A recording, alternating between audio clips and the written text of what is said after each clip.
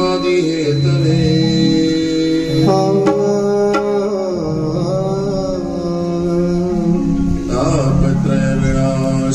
तापत्रयविनाशाय श्रीकृष्णाय वयं नमः।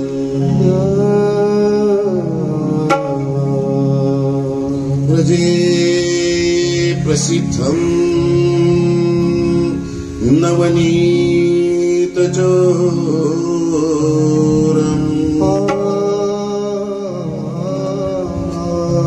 गोपाङ्गनारायण जगद्गुरुचोरम्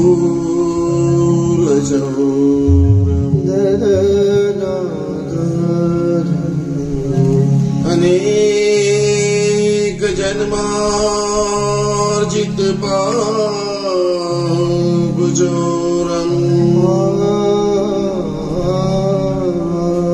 चोराग्रगण्यम् श्रीकृष्णं नमः।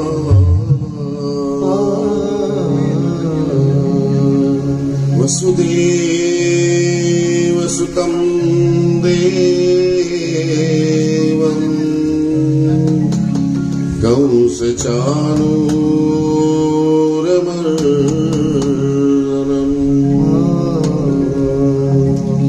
देवकी परमानन्दम्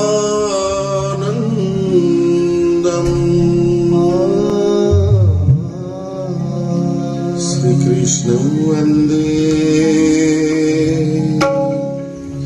जगद्गुरुम्।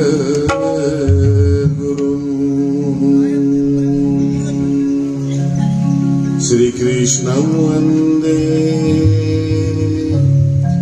जगद्गुरुम्।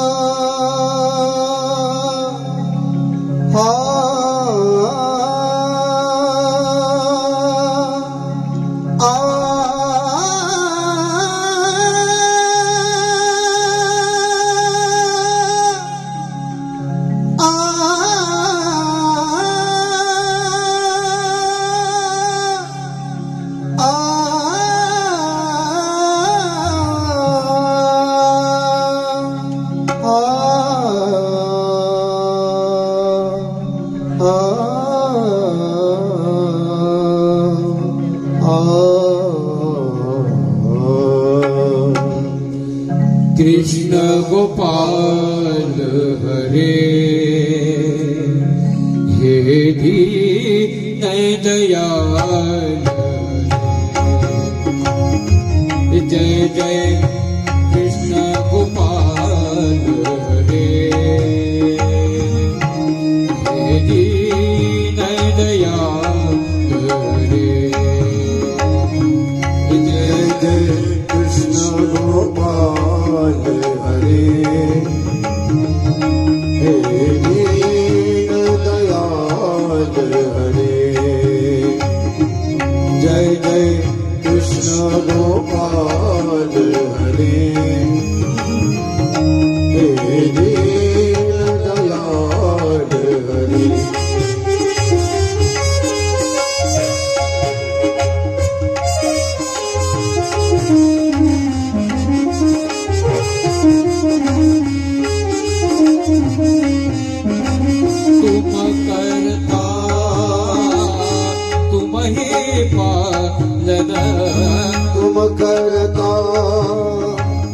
तुम ही कारण परम कृपाल हरे हे दीन दयाल हरे जय जय कृष्ण गोपाल हरे हे दीन दयाल हरे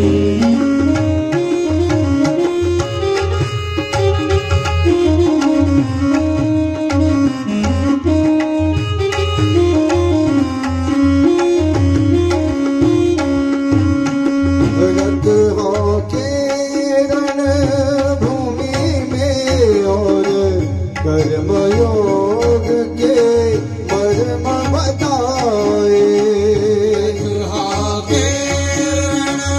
भूमि में कर्मयोग के मर्म बताए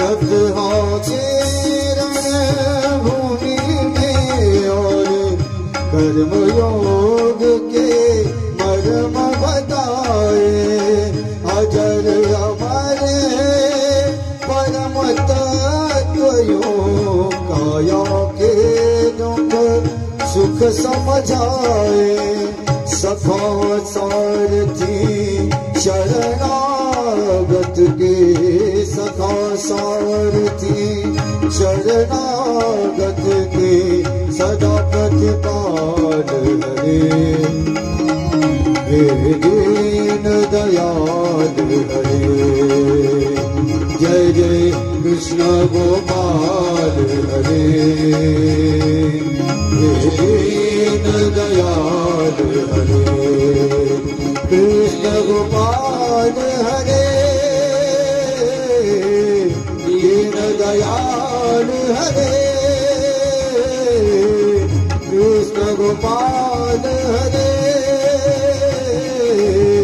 दीन दयाल हरे जय जय कृष्ण गोपाल हरे दीन दयाल हरे जय कृष्ण गोपाल हरे दीन दयाल हरे हे दीन दयाल हरे हे दीन दयाल हरे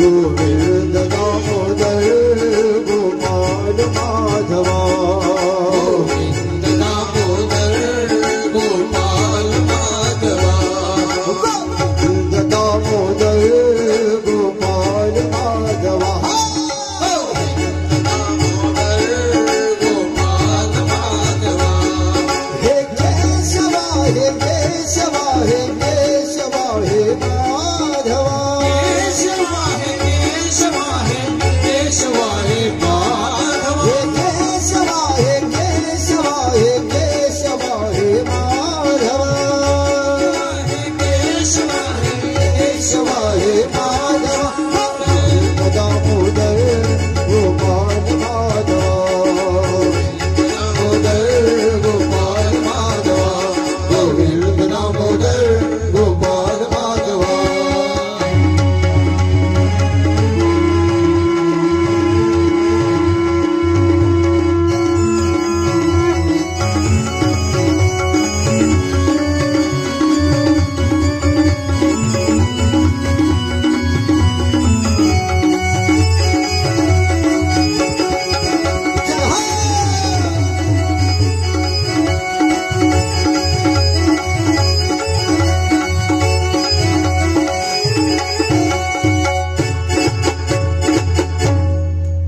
स्वरूप देव आनंद स्वरूप देव चित्खंड स्वरूप देव ज्ञान स्वरूप देव परमेश्वर सृष्टीमध्ये अवतरून जी उद्धरावा तुमची तयाची साधन समर्थ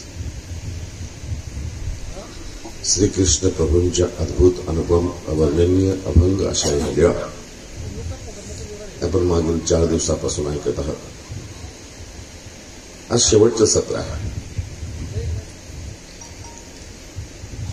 परमेश्वराच्या श्रीकृष्ण प्रभूंच्या भगवान श्री चक्रधर स्वामींच्या अविठ या लीळा वर्णन करत असताना जसं एखादा अमौलिक रत्न असते, हिरा असते,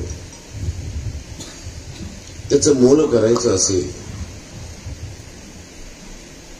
अमौलिक रत्नाचं मोलच करता येत. पहिली गोष्ट, जर कोणी करण्याचा प्रयत्न केला तर धर्मशास्त्रामध्ये असं सांगितलेलं आहे की त्याच्या जिव्हे कुष्ठरोग लागले का त्याची जिव्हा झाले. श्रीकृष्ण महाराजांच्या लीळा वर्णन करत असताना 5 दिवसामध्ये काय सांगता येईल. श्रीकृष्ण प्रभूंचा जन्म, अवतार हे सांगत असताना पूर्ण जन्म जरी कथाकाराने आपलं पूर्ण एक एक क्षण जरी व्यतीत केलं तर ईश्वराच्या लीळेचा अंत लागू शकत नाही. अनंत येतो, अनंत, ज्याचा अंतच लागत नाही. अशा प्रभूच्या अनंत प्रभूच्या अनंत लीळा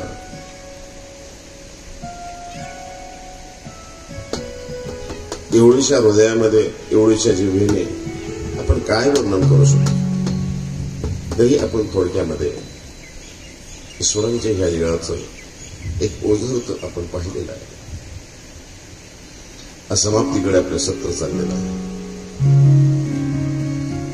तुमचं सर्वांचं प्रेम, मातृतुल्य माझी मावशी, तिचं प्रेम, सभोवारचं परिसर, इथलं वातावरण, खरं असं वाटतंय संपूच नाही. आयुष्यभर चलत असंच राहावं.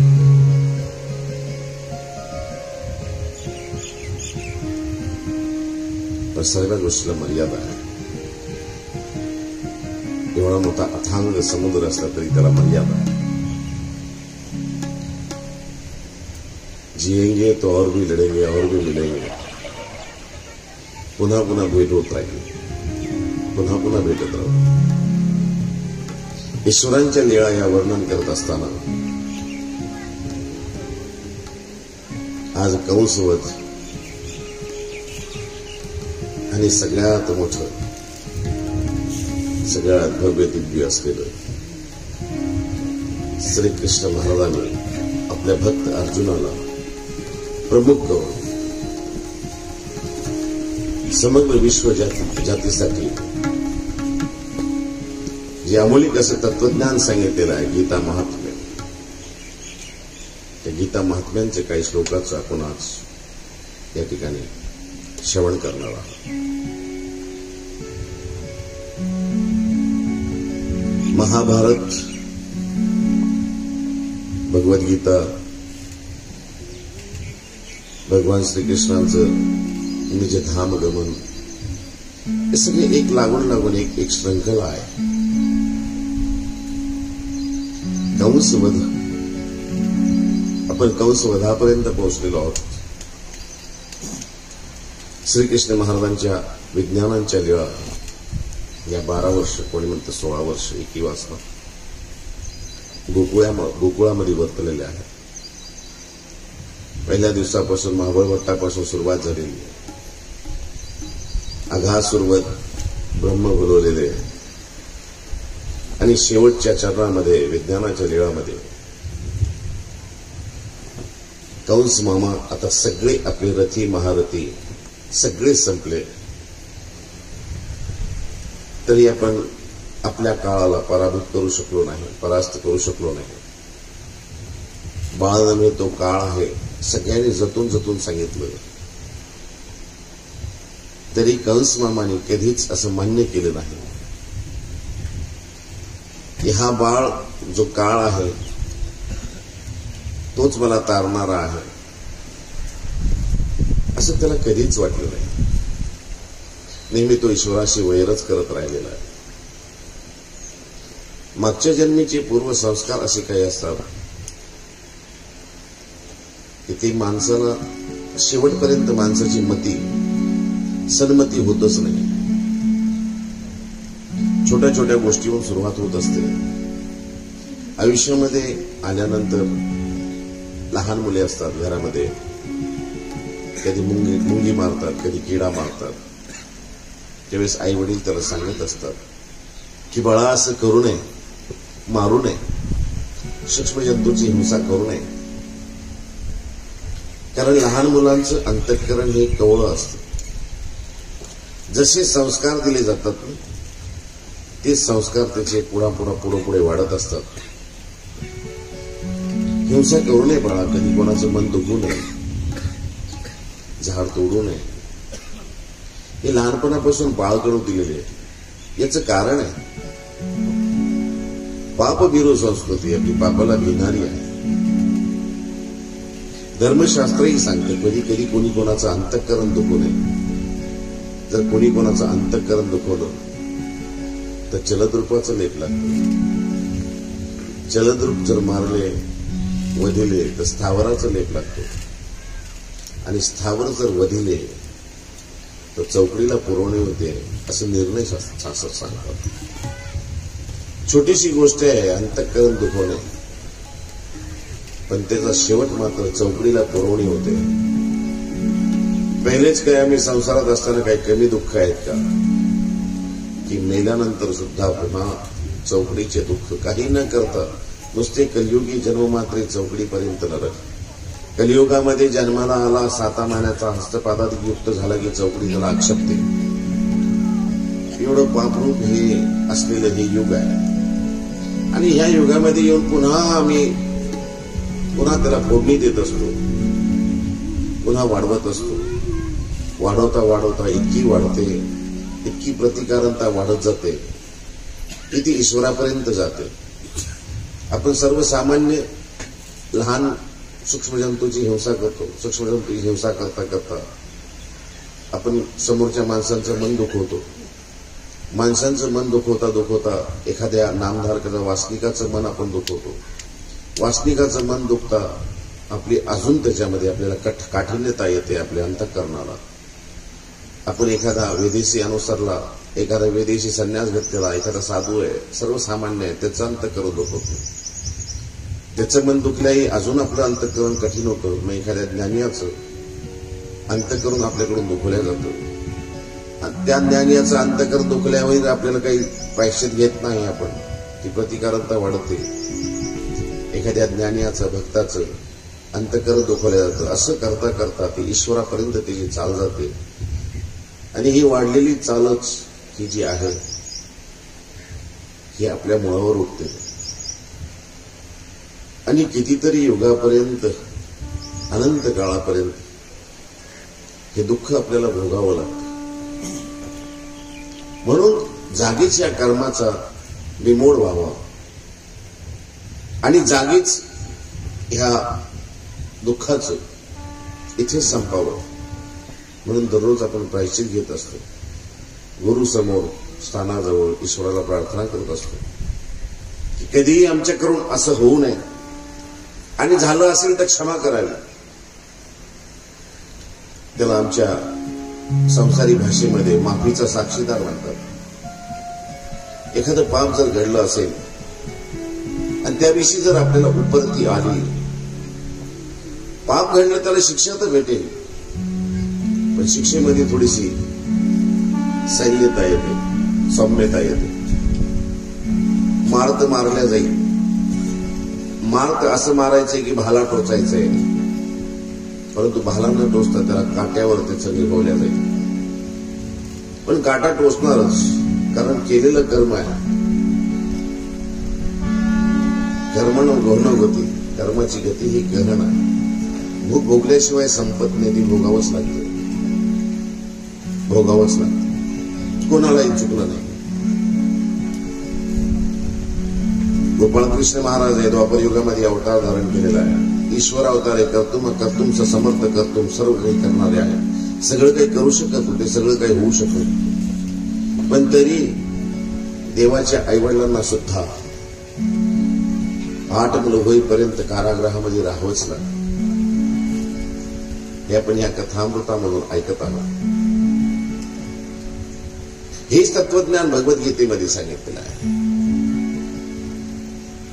जीवनामध्ये कसं जगावं, माणसाने कसं राहावं, माणूस कसा असायला पाहिजे, कसा जीव ईश्वराला अभिप्रेत आहे, हे तत्वज्ञान शिकवत असत. भगवान श्री चक्रधर स्वामी आपले 1150 पाठामध्ये सूत्रपाठ महाग्रंथामध्ये सांगतात, मनुष्य मात्र होणे असावे. अरे तुला मी माणूस म्हणून पाठवलेला आहे, सर्वांग शुद्ध अशी तुझी ही तुला मी बनवलेला आहे. 84 लक्ष योनी आहे.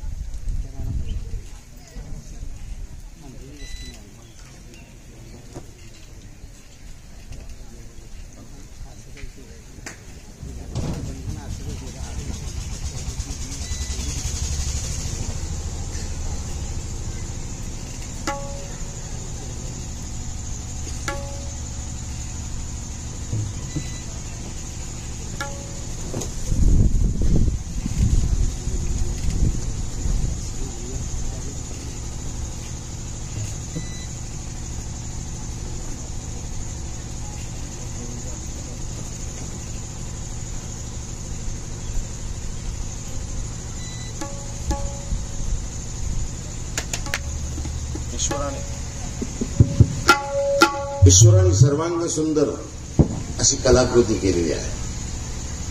म्हणजे माणूस बनवलेला आहे, त्याला बुद्धी दिलेली आहे, त्याला भावना दिलेली आहे.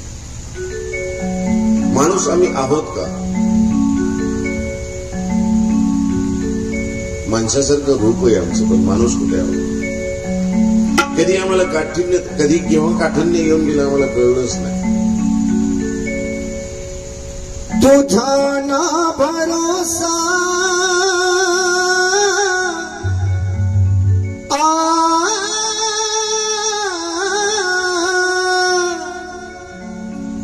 तुझा ना भरोसा न माझा भरोसा. जग हे कुणाचे सांग भल्या मानसा. असो चूड माती आणि मीठ भाकर, मुखी नाम प्रभूचे गोड साखर. सोडून तू दे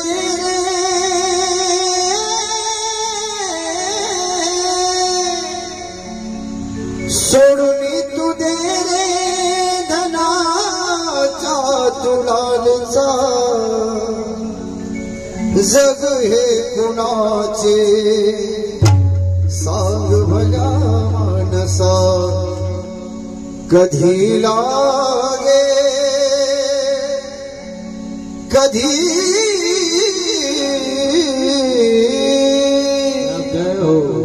कधी लागे रे वेळ्या तुला ही गोडी भंगाची. कधी लागे रे वेळ्या तुला ही गोडी भंगाची. कधी लागे रे वेळ्या तुला गोडी भंगाची. बघून घे सावरी मूर्ती अशी श्री कृष्णाची. कधी लागे रे वेड्या तुला गोडी भंगाची.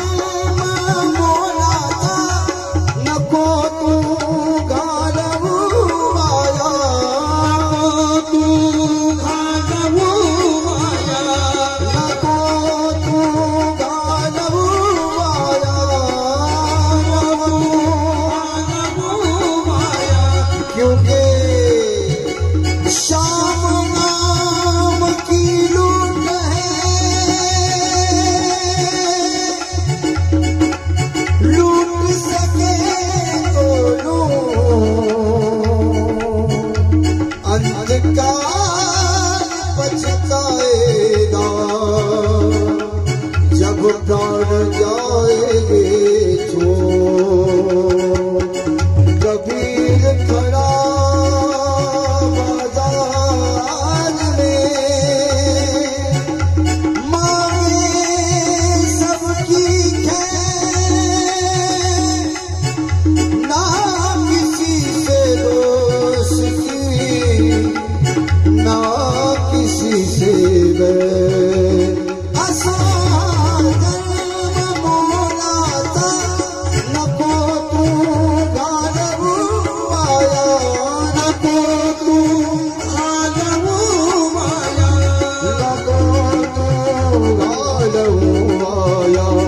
सदा गारे सदा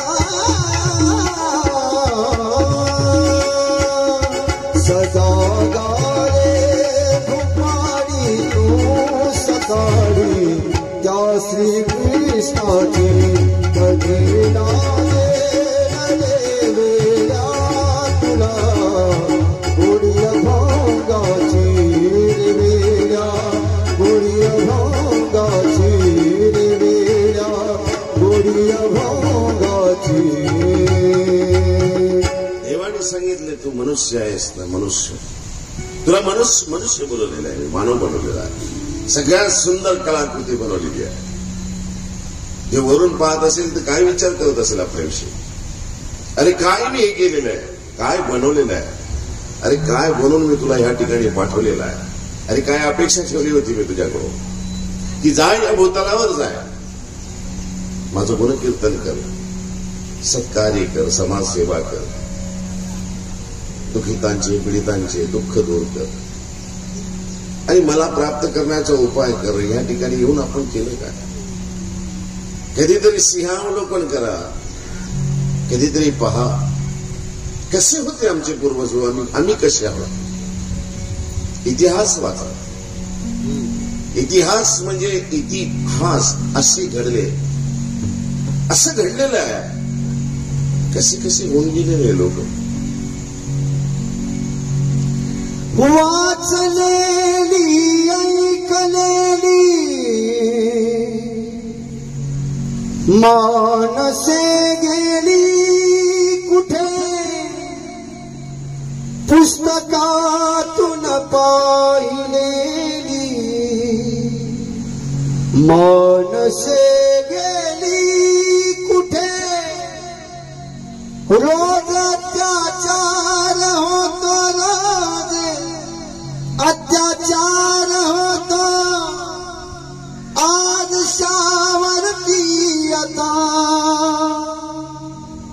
आज शाळा भावलेली मानसे गेली कुठे. आनंदात रसाचा वाटे खरा असावा, आनंदात रसाचा वाटे खरा असावा. बहुतेक माणसाचा बहुतेक माणसाचा तो चेहरा असावा.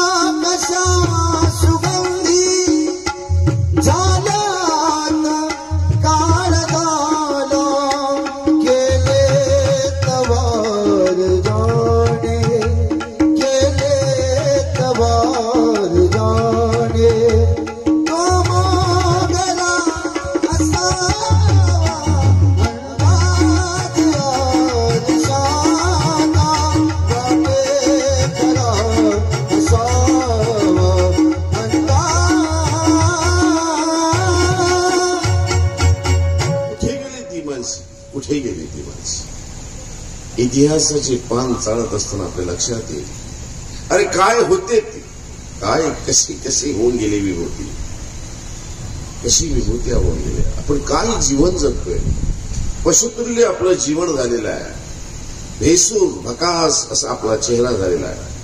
आश्रमामध्ये पाहिल्यानंतर आपलीच आपल्याला भीती वाटायला लागलेली आहे. आपलं दुःख कोणाला तरी सांगावं, आपलं कोणातरी मन हलकं करावं, मन कोणाकडे जावं, कोणाला आपलं दुःख सांगायचं म्हणल्यावर आपल्या अगोदरच त्याचं दुःख सांगायला सुरू होतं. कोणाला पाणी आणायला सांगितलं तर अगोदर तो पाणी पितो, मग आपल्याला आणून देतो. तशी माणसाची अवस्था झालेली आहे. कोणाजवळ सांगावं की माझं हे दुःख आहे, ऐक. ते दुःख ऐकण्या अगोदर तू सांगतो, त्याचे दुःख सांगायला सुरुवात करतो. देखा है जिंदगी को कुछ इतना करीब से, चेहरे तमाम लगने लगे हैं, है अजीब से. देखा है जिंदगी को कुछ इतना करीब से. कधी पाहिलं ना आपण आपल्याकडं, अजीबसं वाटायला लागतं, वेगळंच काहीतरी दिसतंय, वेगळंच वाटतं. कोणाला सांगावंय का अशी परिस्थिती होत गेली आपली, का आपण आपला रस्ता चुकलो, आपण का वाट विसरलो. सगळ्यात महत्वाचं आहे की आपण ज्या कार्यासाठी या ठिकाणी आलेलो आहोत तो रस्ता चुकला. तुझं आहे तुझं पाशी, पण तू वाट चुकलास. सगळं तुझ्या जवळ आहे. चांगलं वागणं काय हे कोणाकडून तुला विकत घ्यायचंय का, दुकानातून आणायचंय का, ती तुझ्या जवळ आहे ना. चांगलं तुला वागता येत नाही, सप्त व्यसनापासून दूर राहता येत नाही. कधी कोणाचं अंतक करून दुखू नये हे तू ठरवू शकत नाही. कधी वाईट बोलायचं नाही हे तू ठरवू शकत नाही का. सगळं काही करू शकतो, मग का करत नाही आपण. आपल्याला कोणी थांबवलेलं आहे. माना की दुनिया खराब है, हर तरफ धोखा है. माना कि दुनिया खराब है, हर तरफ धोखा है. अरे तुम अच्छे बने रहो, तुम्हें किसने रोका है. जय हो. तुम्हें किसने रोका है. वागू द्या ना, ज्याला जसं वागायचं असेल तसं वागू द्या. आपण चांगलं वागावं. जग सुधारायला निघालेला माणूस जग सुधारायला निघाला. जग तर सुधारलं नाही, 1 वर्ष नाही, 10 वर्षामध्ये सुधारणार नाही. त्यांनी ठरवलं की 1 वर्षामध्ये जग सुधारू. 1 वर्षात जग सुधारण्याचा प्रयत्न केला, जग सुधारलं नाही. त्यांनी विचार केला असं तसं नाही, आता आशिया खंड आपण तो दुरुस्त करूया. आशिया खंड 1 वर्षाची पुन्हा त्याला मुभा दिली. 1 वर्षात आशिया खंडही सुधारणार नाही. पुन्हा त्यांनी विचार केला आता हे विस्तार फार मोठा आहे, असं करूया 1 वर्षामध्ये आपण भारत आहे तो दुरुस्त करूया. भारतीय पण नीट करू शकलो नाही, दुरुस्त करू शकलो नाही. 1 वर्षानंतर आता बंद झाला. तुम्हाला जाऊ द्या, महाराष्ट्राचं आपण 1 वर्षामध्ये नीट करूया. 1 वर्षामध्ये महाराष्ट्रही नीट झालं नाही. त्याने विचार केला असंही आम्ही मराठवाडा भागामध्ये राहतो. मराठवाडा, उत्तर महाराष्ट्र, दक्षिण महाराष्ट्र, कोकणपट्टी असे 4 टप्पे पडतात आपल्याला. असं करूया आपण मराठवाडा सुधारूया. 7 जिल्ह्यामध्ये 8 जिल्ह्यामध्ये दुरुस्ती करूया 1 वर्षामध्ये. तेही करू शकला ना. ते म्हणाले मराठवाडा नाही सुधारला 1 वर्षामध्ये. असं करूया आपण जालना सुधारूया, आपलं शहर सुधारूया. 1 वर्षामध्ये तेही सुधारलं नाही. ते म्हणाले असं करूया, गल्ली सुधारण्यापेक्षा, आपल्या गाव शहर सुधारण्यापेक्षा आपण आपली गल्ली दुरुस्त करूया, ती सुधारूया. तीही 1 वर्षामध्ये झाली नाही. शेवटी कंटाळा, हातबल झाला. ते म्हणाले लोकच बेकार आहे हो. शेवटी विचार केला आपण जग सुधारायला निघालेलो, जग काही सुधारलं नाही. असं करूया आपण पहिले आपण सुधारूया. सगळ्यांनी एक निश्चय केला. सगळ्यांनी त्यांना सगळ्यांना सांगितलं त्यांनी की आपल्याला असं करायचंय, स्वच्छता अभियान राबवायचंय, आपलं घर स्वच्छ ठेवायचंय. गल्ली स्वच्छ नका करू तुम्ही, आपलं घर स्वच्छ करा. प्रत्येकाने आपलं घर स्वच्छ केलं. ते म्हणजे घरासमोरचं आपलं जे आहे ते घरासमोरचं परिसर स्वच्छ करा. सगळ्यांनी आपल्या समोर घरासमोरचे अंगण स्वच्छ केलं, परिसर समोरचा परिसर स्वच्छ केला. 1 वर्षात काय, 1 दिवसामध्ये संपूर्ण गल्ली साफ झाली. जग दुरुस्त करायला निघालं तो होणार नाही. आपल्यापासून सुरुवात करावी. आपण सुधारलो की जग सुधारेल. मग आपल्याला सुधारण्यापासून कोणी थांबवलेलं आहे? कोणीच थांबवलेलं नाही. मग का आपण सुधारू नये. चांगल्या गोष्टी का घडी घडी सांगाव्या लागतात? मंदिरात यायला का सांगावं लागतं? सत्संगामध्ये या का सांगावं लागतं? अरे हे चांगल्या गोष्टी आहे ना, तुझ्या हिताच्या आहेत ना त्या, मग तू का करत नाहीये? ह्या जन्माचं पाशील, प्रस्तुत जन्माचं पाशील, अरे पुढे बी तर आहे ना, आपली संस्कृती आहे ना, पुनर्जन्माला मानणारी आहेच, भोगावंच लागतं. जे केलं आहे कर्माला मानणारी आहे, कर्म केलेले भोगावेच लागते. कंस मामा शेवटपर्यंत, शेवटचा मोहरा वापरेपर्यंत श्रीकृष्ण महाराजांना विरोध करत राहिला. प्रत्येक वेळा मारण्याचा प्रयत्न केला, प्रत्येक वेळा त्याचा प्रत्येक डाव असफल झाला. शेवटी त्यांनी अक्रूराला पाठवलं. अक्रूर दुसरं कोणी नव्हतं, सूरसेनानी जे 12 जे होते वेगवेगळे कुळ, ते सगळ्यांना एकत्र करून आपलं यादव कुळ बनवलेलं होतं. कंसाचं राज्य आल्यानंतर कृतवर्मा, अक्रूर, उद्धव, विदुर, हे सगळे, विदुर नव्हे, अक्रूर, हे सगळे जे 12 होते ते सगळे एकत्र एका ठिकाणी आले. श्रीकृष्ण महाराजांना शेवट आणण्याचा त्यांनी अक्रूराला सांगितलं, उद्धवाला सांगितलं. उद्धवानी ऐकलं नाही. ते म्हणे माझ्याकडून हे शक्य होणार नाही. अक्रूराला सांगितलं. अक्रूर गोकुळामध्ये आले. अक्रूर दुसरे कोण तिसरे कोण नव्हते, नंदाचे भाऊच होते, त्यांचे चुलतेच होते. तो घेण्यासाठी आला. श्रीकृष्ण महाराजांना मथुरेमध्ये घेऊन गेला. मथुरेमध्ये जात असताना गोपाळकृष्ण महाराज आपल्या सवंगड्यासह निघालेले आहे. पहिले त्याचा तो धोबी आहे, वठ्ठी आहे, त्याला मारला गेलो. पुढे गावामध्ये गोपाळकृष्ण महाराजांची वाट पाहणारी अवघी मथुरा नगरी, आतुरतेने 16 वर्षापर्यंत, 12 वर्षापर्यंत त्यांची वाट पाहत राहिलेली. आसुसलेले डोळे, आपल्या तारणहार पालनहाराची वाट पाहणारे ते डोळे. गोपाळकृष्ण महाराज जसे त्या मथुरेमध्ये प्रवेश करतात, तिथला तो बनकर होता. बनकर म्हणजे माळी, जो कंसासाठी दररोज फुलांच्या माळा तयार करायचा. फुलांच्या माळा घेऊन आज तो निघालेला, पण आज त्याचा त्यांनी ओळखलं होतं की आज पालनहार येणार आहे, मथुरेचा राजा येणार आहे, आज युवराज येणार आहे, महाराजाधिराज येणार आहे, योगेश्वर येणार आहे, आज श्रीकृष्ण परमात्मा येणार आहे. आज तो गेलाच नाही. रस्त्यामध्ये वाटेमध्येच गोपाळकृष्ण महाराज भेटले आणि आपले संपूर्ण बनवलेले हार त्यांनी गोपाळकृष्ण महाराजांच्या त्या गळ्यामध्ये घातले. या ठिकाणी आलो. या मंदिराचे ट्रस्टी बनकर म्हणले की मला ही लीळा आठवतो. अहो बनकर हो, तुम्ही साधी सोपी माणसे नाही, तुम्ही फार मोठी माणसं आहात.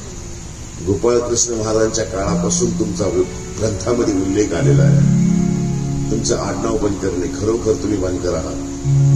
तुमच्या पूर्वजांनी गोपाळकृष्ण महाराजांच्या गळ्यामध्ये माळ घातलेली आहे, लक्षात ठेवा. आणि योग तुमचा आहे की तुम्ही ह्या ठिकाणी ह्या मंदिराचे ट्रस्टी आहात, विश्वस्त आहात.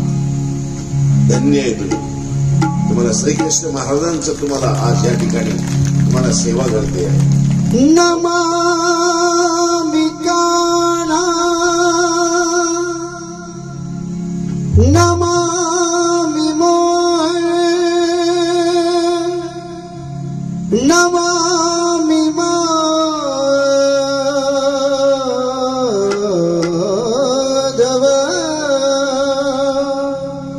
है धन्य तेरी माया जग में ओ दुनिया के रखवाले मेरे कान्हा मुरली वाले मेरे कान्हा मुरली वाले है धन्य तेरी माया जग में ओ दुनिया के रखवाले मेरे मोहन मुरली वाले मेरे मोहन मुरली वाले.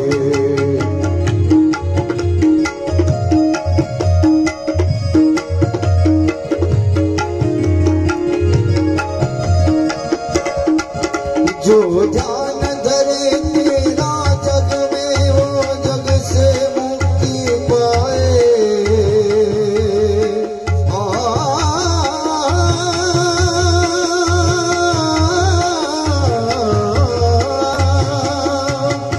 जो ध्यान धरे तेरा जग में वो जग से मुक्ति पाए, जग से मुक्ति पाए. जो ध्यान धरे तेरा जग में वो जग में मुक्ति पाए। मनमोहन मुरली वाले, मनमोहन मुरली वाले। हे कान्हा,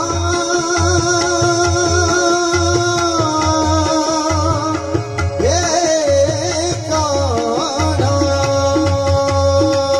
सुरुवातीला रस्त्यामध्ये बनकर भेटला. त्या बनकरांनी गोपाळ कृष्ण महाराजांच्या गळ्यामध्ये माळ, पूर्ण माळ, आपली जेवढी फुलं होती सगळे श्रीकृष्ण महाराजांना समर्पित केले. श्रीकृष्ण महाराज म्हणायचे, अरे हे ज्याच्यासाठी घेऊन चालले त्याच्यासाठी घेऊन जाते म्हणाले, नाही. इतके वर्ष ज्याची सेवा केली ना ती वायफळ गेली म्हणाले. आज खरं जीवनाचं कल्याण झालेलं आहे. आज ज्याच्यासाठी जन्म भेटलेला आहे त्याच्या गळ्यामध्ये ही माळ घातलेली आहे. आज धन्य झालं म्हणाले, आमचं कुळच धन्य झालेलं आहे. अशा त्या बनकराच्या पुष्पाचा स्वीकार करून, त्या माळेचा स्वीकार करून गोपाळकृष्ण महाराज मथुरेमध्ये आज प्रवेश करतायत. मथुरेमध्ये जेवढेही दुकानदार असतील ते गोपाळकृष्ण महाराजांची आतुरतेने वाट पाहत आहेत. गोपाळकृष्ण महाराज सवंगड्यासह राजविधीने ज्यावेळेस निघाले, दुकानदार सगळे आपली दुकानं सोडून गोपाळकृष्ण महाराजांची वाट पाहतात आतुरतेने. सगळ्या फुलाची संपूर्ण रस्त्यामध्ये फुले टाकल्या गेली. गोपाळकृष्ण महाराजांचं स्वागत केलं गेलं. गोपाळकृष्ण महाराज कोणाला आपला मोजा वाटला. कोणी गोपाळकृष्ण महाराजाला कंसाचा काळ वाटला, कोणाला तारणहार वाटला, कोणाला परब्रह्म परमात्मा वाटला, कोणी योगादिराज योगीराज वाटला, योगेश्वर वाटला. तो जशी जशी भावना जेथे कोणाला कसे म्हणून दिसले, कोणाला कसे म्हणून दिसले.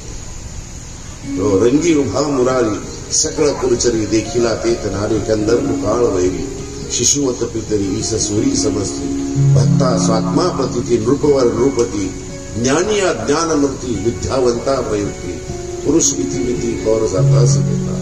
गोपाळकृष्ण महाराजाला ज्या दृष्टीने पाहिला त्या दृष्टीने परमात्मा दिसलेले आहे. गोपाळकृष्णांच्या काळामध्ये कितीतरी जनता होती. अखंड भारत होता. 11 अक्षरी सेना, 9 अक्षरी सेना होती. जितके ते लढत होते ना त्याच्यापेक्षा तुट्टनं बाहेर माणसं होती. गोपाळकृष्ण महाराजाकडे कोणाचा पाहण्याचा दृष्टिकोन आपल्या मुलाचा होता. कोणी देवकी नंदन म्हणून पाहिला, कोणी वसुदेवनंदन म्हणून पाहिला, कोणी यशोदेचा लाल म्हणून पाहिला, कोणाला आपला सखा वाटला, कोणाला आपला मित्र वाटला, कोणाला तारणहार वाटला, कोणाला कंसाचा काळ वाटला. जैसी जैसी जिसकी दृष्टी वैसे दिखे भगवान. जशी ज्याची दृष्टी आहे त्याला तसं दिसत असतं. जैसी दृष्टी वैसी सृष्टी म्हणतात. आपण ज्या माणसाकडे ज्या नजरेने पाहू, ज्या भावनेनं पाहू ना, जशी आपली धारणा त्या माणसाविषयी करत असते. आपण नेहमी माणसाकडे चांगलं म्हणून पाहावं, चांगलं म्हणून बोलावं, आपल्याला सगळेच चांगले दिसते. नाही हा काहीतरी वेगळा आहे, विचित्र आहे. अरे विचित्र तू आहे, तुला सगळे विचित्र दिसत आहे. तू कधीतरी चांगलं म्हणून पाहाय. सगळीकडे चांगलं, सगळं चांगलं आहे, सगळं हिरवं हिरवं आहे. हो सगळी चांगली. देवाने बनवताना सृष्टी फार सुंदर बनवली आहे. बिघडवली आम्ही. चुकीचा रस्ता आम्ही धरला, आमच्या विचाराने धरला. सन्मार्गाचा रस्ता धरला की सगळं आपल्याला चांगलं दिसतं. आपली धारणा सगळ्याविषयी चांगली ठेवा, चांगलंच होणार आहे. कोणी प्रेमानं बोललं की आपल्याला त्याच्याविषयी शंका येते, आहेत का प्रेमानं कसं बोलणार. नक्कीच हा काहीतरी गोड बोलतोय, काहीतरी आपल्याकडून आवळा देऊन कोळा काढतो की काय, असं आपल्याला वाटतं. का आपण तसे वागलेलो आहोत, आपली तशी धारणा झालेली आहे. गोपाळकृष्ण महाराज मथुरेमध्ये प्रवेश करतायत. समोर कुब्जिका भेटते. बाक झालेला आहे सगळं. कितीतरी वर्ष एका पिंजऱ्यामध्ये बसून त्यांनी तपश्चर्या केलेली आहे. बाक निघालेला आहे, कृप झालेली आहे. गोपाळकृष्ण महाराजांना पाळते आणि गोपाळकृष्ण महाराज चेष्टा करतायत त्याची. हे सुंदरी कुणीकडे निघालेली आहे. कुब्जिकेचं काम होतं त्या कंसासाठी दररोज चंदन घासायचं, गोपी चंदन घासायचं आणि त्याला त्या कंसाच्या माथ्यावर लावायचं, कपाळावर लावायचं. ते काम त्याच्याकडे होतं. कुब्जिकामध्ये रस्त्यामध्ये भेटते. हे सुंदरी कुठे चालले म्हणून गोपाळकृष्ण महाराज त्याची चेष्टा करतात. एखाद्या कुरूपाला सुंदर म्हणले की त्याला राग येतो, तशी कुब्जिका रागवते, गाडी उचलते हाताला. गोपाळकृष्ण महाराज म्हणते तुला मारू काय मी, त्याला दिसत नाही, वर पाहू शकत नाही, अशी झालेली कुबड निघालेला आहे, वर पाहू शकत नाही. गोपाळकृष्ण महाराज त्याच्या जवळ येतात, हातात ती गाडी फेकून देतात, त्याच्या अंगठ्यावर आपला अंगठा ठेवतात, त्याच्या हनुपिल्ल धरतात आणि त्याला असं वर उचलतात. जशी ती वर उचलल्या गेली, कुरूप असलेली ती कुब्जिका 16 वर्षीय सुंदर लन्ना बनते. श्रीकृष्ण महाराजांच्या अद्भुत लीळा. मथुरेमध्ये प्रवेश केल्यानंतर पुन्हा सगळ्या ठिकाणी पहिले तर हत्ती सोडल्या गेले बलरामाने श्रीकृष्णांना मारण्यासाठी. बलरामाने आणि श्रीकृष्ण महाराजांनी एक एक मुष्टीचा घाव दिलेला आहे आणि ते हत्ती खाली पाडलेले आहे. पुढे धनुष्य ठेवलेला आहे, शिवधनुष्य. त्या ठिकाणी गोपाळकृष्ण महाराज पोहोचतात, शिवधनुष्य उचलतात, त्याची प्रत्यंचा त्याला लावल्या जाते. जशी प्रत्यंचा लावल्या गेली, तो दोरा ओढल्या गेला, तसा शिवधनुष्य कडाडून तुटून पडला. आवाज इतका झालेला आहे, आकाशामध्ये विजा चमकायला लागलेल्या आहेत. गडगडाट पाहिल्यानंतर कंस घाबरला की ही कशाचा आवाज आहे. सूर्य उदय आणि आकाशामध्ये गडगडाट कशाचा होता. त्याच्यानंतर त्याला कळलं की शिवधनुष्य जो होता तो तुटून पडलेला आहे. शिवधनुष्य तोडल्यानंतर गोपाळकृष्ण महाराज त्या मथुरा किल्ल्यामध्ये प्रवेश करतात. त्या ठिकाणी कंस आणि चानूर 2 आहेत. मुष्टियुद्ध त्या ठिकाणी करण्यासाठी ठेवलेले. गोपाळकृष्ण महाराजांच्या आणि बलराम देवाच्या अंगावर येतात.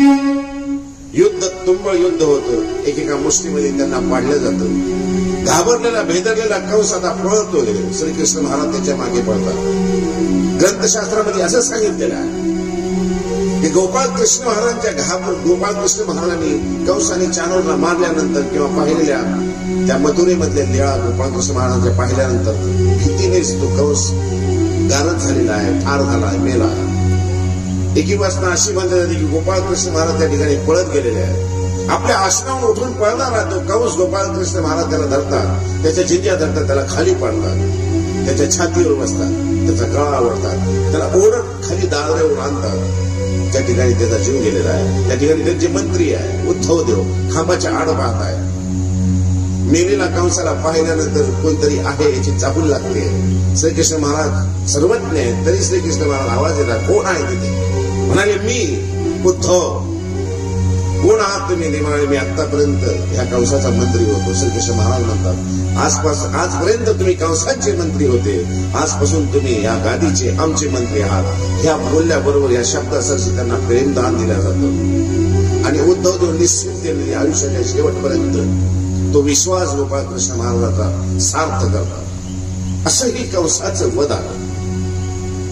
वध झाल्यानंतर गोपाळकृष्ण महाराज गादीवर बसले नाहीत. त्या ठिकाणी उग्रसेनांना बसवलेलं आहे. उग्रसेनी त्या ठिकाणी गादीवर बसत नाहीये. भीष्मासारख्या निश्चिंतेने त्या गादीचं रक्षण करतायत. कंस वधानंतर गोपाळकृष्ण महाराजांची जे लीळा आहे, विश्राम घाटावर जातात. विश्राम घाटावर गेल्यानंतर स्नान करतात आणि विश्राम घाटावर गेल्यानंतर गोपाळकृष्ण महाराजांनी स्वरूप येऊन विद्येचा स्वीकार केलेला आहे, पर आणि अवर शक्तीचा स्वीकार केलेला आहे, असं धर्मशास्त्र सांगतं. पुढे गोपाळकृष्ण महाराज 16 वर्षानंतर सांदीपनी ऋषीच्या आश्रमामध्ये जातात. उज्जैन या ठिकाणी सांदीपनी ऋषींचा आश्रम आहे. त्या ठिकाणी विद्याभ्यास करतात. विद्याभ्यास करत असताना त्या ठिकाणी सुदामाची भेट होते. सुदामाची कथा सर्वांनाच माहिती आहे. पुढच्या वेळेस कधी मावशीने बोलवलं कथा करायला तर सुदामाची गोष्ट सांगूया.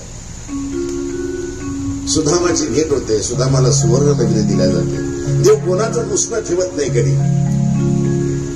तुम्ही त्याला विष्णू म्हणून बजा, कृष्ण म्हणून बजा, श्याम म्हणून बजा, राम म्हणून बजा, जे म्हणून तुम्ही हात जोडताल त्याचं तो फळ देईल. अनंत शक्ती परमेश्वर श्रीकाळशी ही विषय व्यवस्था करते. सर्व शक्तिमान असलेला परमात्मा कधीच त्याला हात जोडणार कधीच रिकामा ठेवत नाही. आधी राही की पहिलं फळ ईश्वराचा हात जोडलाय याच दिला जातं. नंतर इतर देवतेंचे सुख दुःख भोगवल्या जातात. ईश्वर इतका कृपाळू आहे, दयाळू आहे, मयाळू आहे.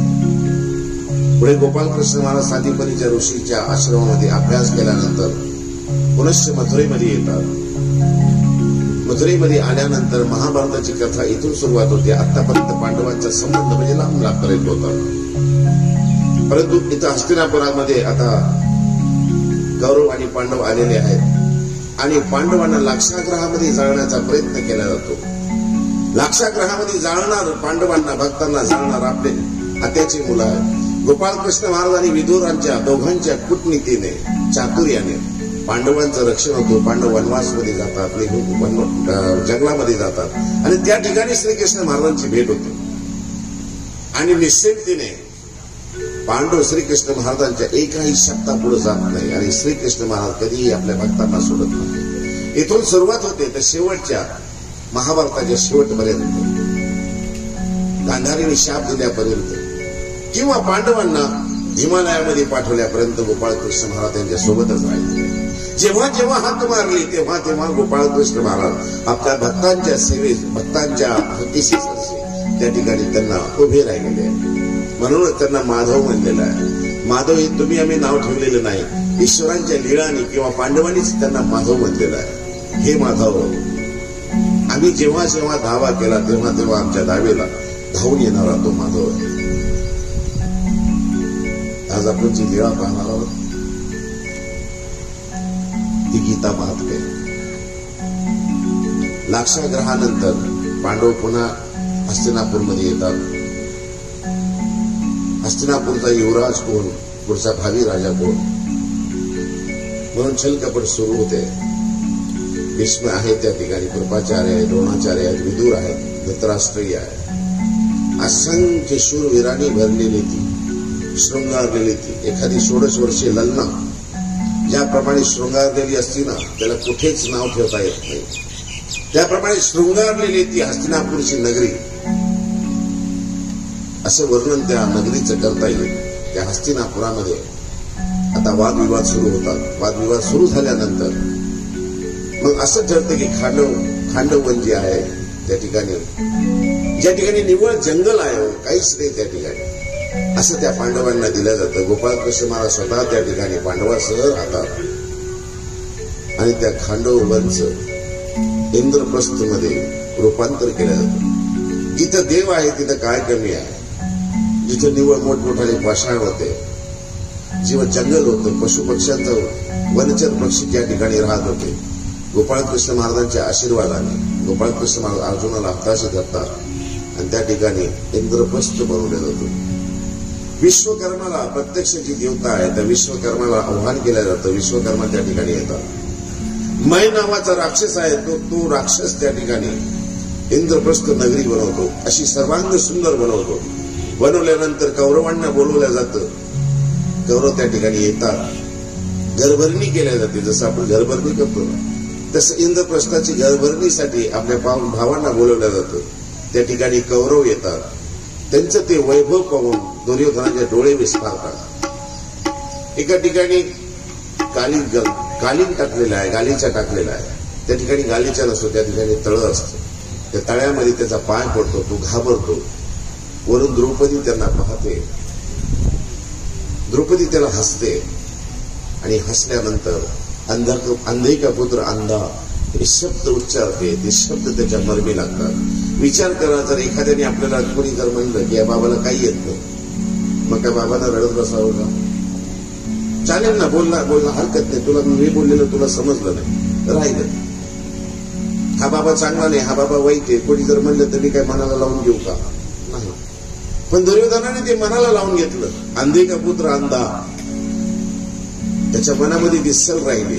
ह्या बाई बोलली ना, माणसाला माणूस बोललेला माणूस विसरून जातो. एखाद्या माणसाने मित्रांनी शिवी दिली ना तर माणूस काही काळापुरतं लक्षात ठेवेल. पण बाई ज्यावेळेस एखाद्या माणसाला हात उगारते किंवा बोलते, ते माणसाच्या हृदयामध्ये ती गोष्ट लागून जाते. तसं दुर्योधनाच्या त्या हृदयामध्ये लागून गेलेली आहे.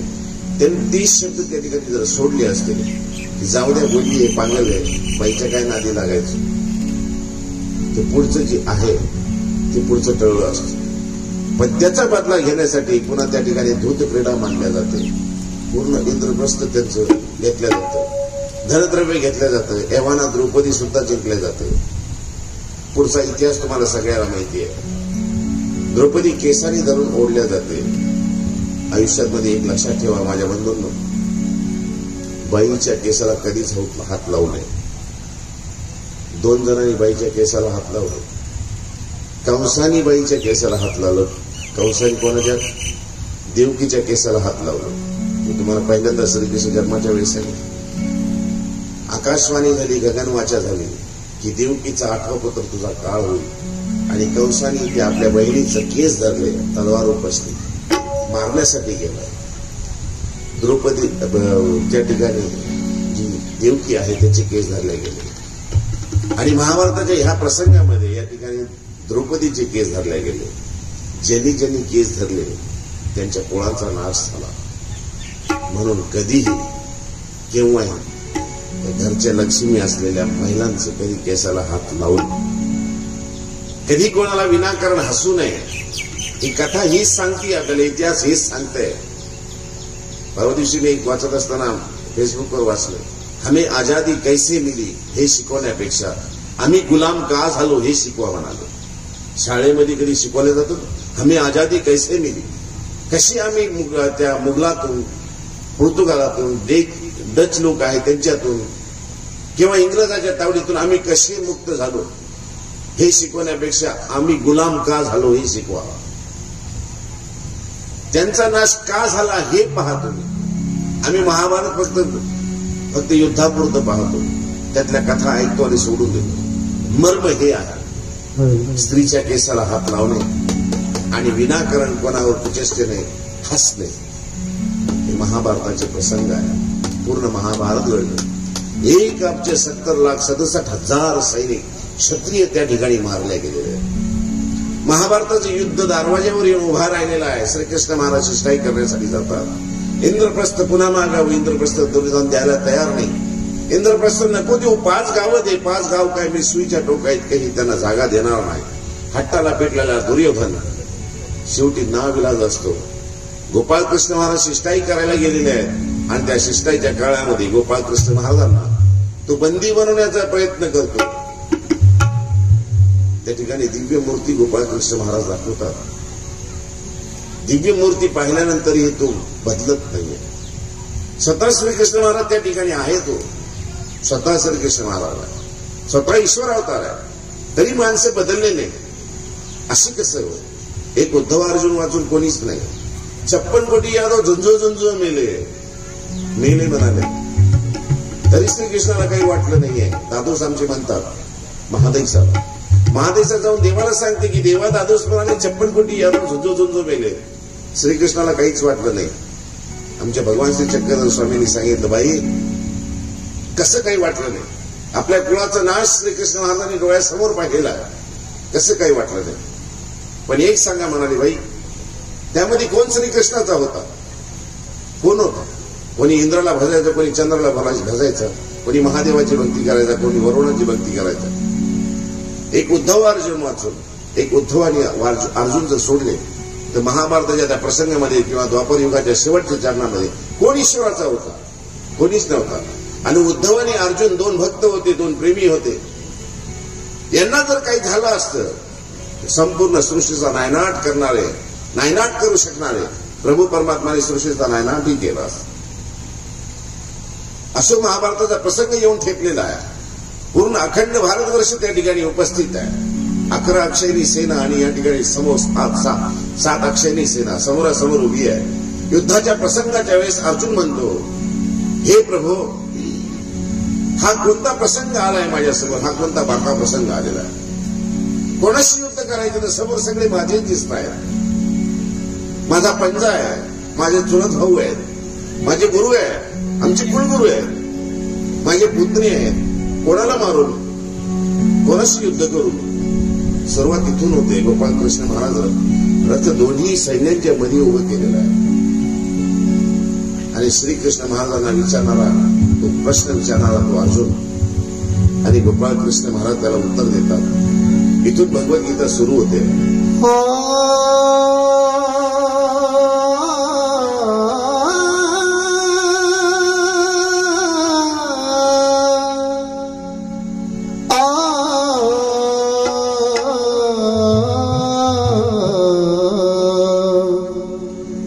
कुरुक्षेत्र में अर्जुन के कदम डगमगा गए और आंखों के मुंह के बादल से छा गए, क्योंकि वीरों के भी शिरोमणि सरदार खड़े थे. गुरु द्रोण, दादा भीष्म, कृपाचार्य खड़े थे. लड़ने के लिए सभी तैयार खड़े थे, पर रणभूमि में तो अपने परिवार खड़े थे. इन सब को देख के अर्जुन का दिल दहक गया. फिर हाय उसके मुंह से उस दम निकल गया. इन गुरुजनों पे कैसे मैं वार करूंगा, किस किस का समर भूमि में संहार करूंगा। कांधे से तीर करकश गांडव छोड़कर कहने लगा वो मोहन से हाथ जोड़कर, प्रभु ये राजपाट वैभव मुझको न चाहिए, इस कुल कलंक से प्रभु मुझको बचाइए। ये जमीन मुझको न सुवर्ण चाहिए, जो कुल का नाश कर दे वो धन चाहिए। रणभूमि में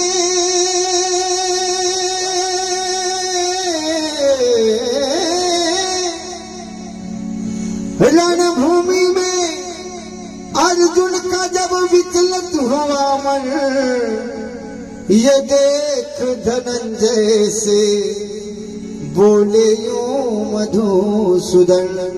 क्या बोले श्री कृष्ण अर्जुन से, पारद सुनो बोले श्री कृष्ण अर्जुन से, पारद सुनो मोह में मन फसाना नहीं चाहिए। बोले श्री कृष्ण अर्जुन से, पारद सुनो बोले श्री कृष्ण अर्जुन से, पारद सुनो मोह में मन फसाना नहीं चाहिए। वीर हो करके आहो, वीर हो करके तुमको समर भूमि में, वीर हो करके तुमको समर भूमि में पाव पीछे हटाना नहीं चाहिए।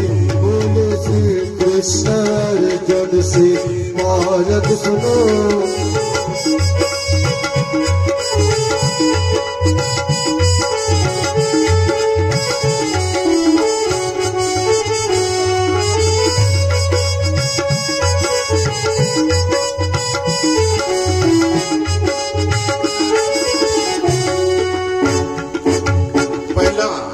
सुरुवात झालेली आहे. सगळ्यांनी समजवलेलं आहे. दुर्योधनाला सगळ्यांनी समजवलं, कोणाचं ऐकायला तयार नाही. आयुष्यामध्ये कधी कोणाचं ऐकावं हे लक्षात घ्या. कौरव 100 होते, एकापेक्षा एक रथी महारथी होते, पण ज्याचा सल्ला घेत होते ना तो शकुनी होता. 5च पांडव होते, पण ज्याचा सल्ला घेत होते ना तो श्रीकृष्ण होता. म्हणून मी याच्या अगोदरही तुम्हाला म्हणतो, 100 कौरव आहेत, अधर्मी आहे, 5च पांडव आहेत, पण धर्मावर आहे. धर्म त्या ठिकाणी आहे. 100 कौरवातला एकही शिल्लक राहिला नाही, आणि 5 पांडवातल्या एकही पांडवाला खरवस सुद्धा आलेली नाहीये. कुठं डाग सुद्धा लागलेला नाही. येतो धर्म तत्व जय. ज्या ठिकाणी धर्म आहे त्या ठिकाणी जय आहे. त्या ठिकाणी परमात्मा आहे, प्रभू आहे, ईश्वर आहे. त्याला कोण काय करू शकतो? कोणी काय करू शकत नाही. बालन बाका होगा उसका जिसका रक्षक दयाने था. जय हो. त्याचा केस सुद्धा वाकडे कोणी करू शकत नाही. व्यासाने येऊन सांगितलं, अरे धृतराष्ट्र थांबव, हे चांगलं नव्हे, हे विनाश आहे सगळं. भगवद्गीतेच्या पहिल्या अध्यायामध्ये पहिल्या श्लोकामध्ये आहे. ते म्हणाले, काय करू, माझा मुलगा माझा ऐकत नाही.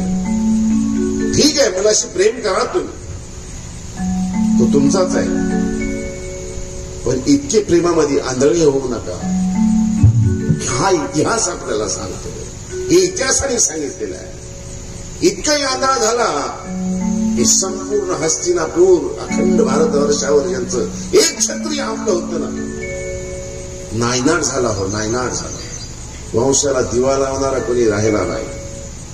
इतकेही मोहग्रस्त होऊ नका. मुलांना वळण लावा, संस्कार लावा. बोलत असताना मी म्हणलं होतं, नारीचा सन्मान करा, महिलेचा सन्मान करा. ती एक नारी आहे म्हणून नव्हे, ती एक नारी म्हणून नव्हे, ते ज्याच्या उदरातून आम्ही जन्म घेतलेला आहे, जिने आम्हाला संस्कार दिलेले आहेत, आम्हाला संस्कृती शिकवलेली आहे, त्याचा सन्मान म्हणून नारीचा सन्मान करा, महिलांचा सन्मान करायला पाहिजे.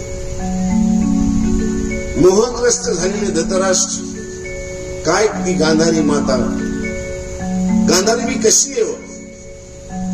हा तर जन्मापासून जातीन आंधळा आहे. याला डोळेच नाहीये ना, पण गांधारीला तर डोळे होते ना.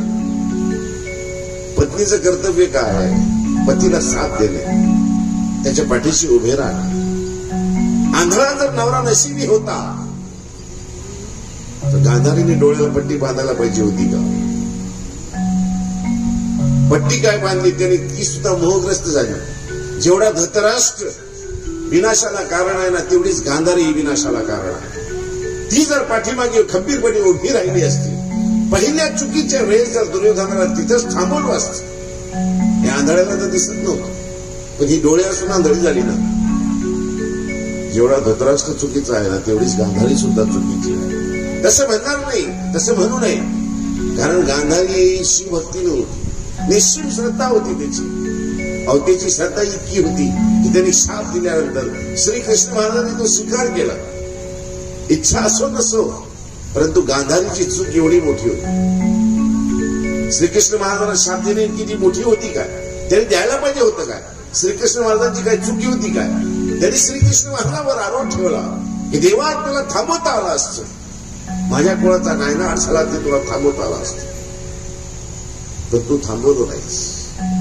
गांधारी तेवढी चुकीची आहे, पण परमात्मा आहे, कोणाला कधी नाराज करत नाही, दुखी करत नाही. धृतराष्ट्राला व्यास येऊन सांगतायत, व्यासाचीच उत्पत्ती ना. धृतराष्ट्र कोण आहे? अंबा, अंबिका, अंबालिका, तीन ज्या होत्या काशीच्या कन्या, त्यांच्यापासून हे झालेले गौरव आहेत ना, पण पंडू आहेत ना, धृतराष्ट्र आहेत ना, विदुर आहेत ना, हे त्यांचं मूळ आहे ना. व्यास येऊन सांगतायत ना धृतराष्ट्राला, अरे थांब, तू थांबव, हे चांगलं नव्हे, पण ती ऐकायला तयार नाही ऐकत म्हणल्यावर त्यांनी सांगितलं की नाही, दुर्योधन माझा ऐकत नाही. म्हणाले, मग विनाश तू तुझ्या डोळ्याने पाय. म्हणून त्याला संजयला दिव्य दृष्टी दिली आणि ती म्हणाली, याला सांग, पहा याच्या कुळाचा नाश कसा होतोय. याने सांगितल्यावर सगळे सांगतायत तरी ऐकत नाही ना. हे इतिहास आहे, हे इतिहास आम्हाला शिकवतोय आणि ह्या इतिहासातून आपण शिकायला पाहिजे.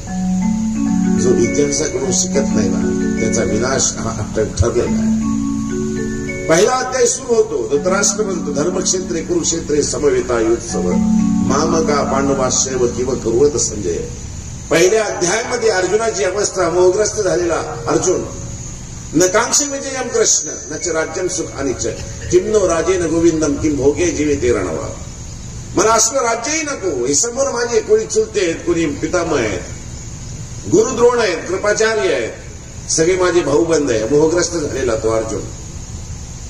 तो सांगतोय, माझ्या हातातून गांडीव धनुष्य तुटून आता गळून पडालेला आहे, रोमांच माझ्या अंगावर उभे राहिलेले आहेत. या ठिकाणी पहा, भावना आणि कर्तव्य. भावना एकीकडे, भावना प्रधान झालेला तो अर्जुन. त्यावेळेस श्रीकृष्ण महाराज त्याला सांगतात, पार्थ उठ, उठ अर्जुना उठ.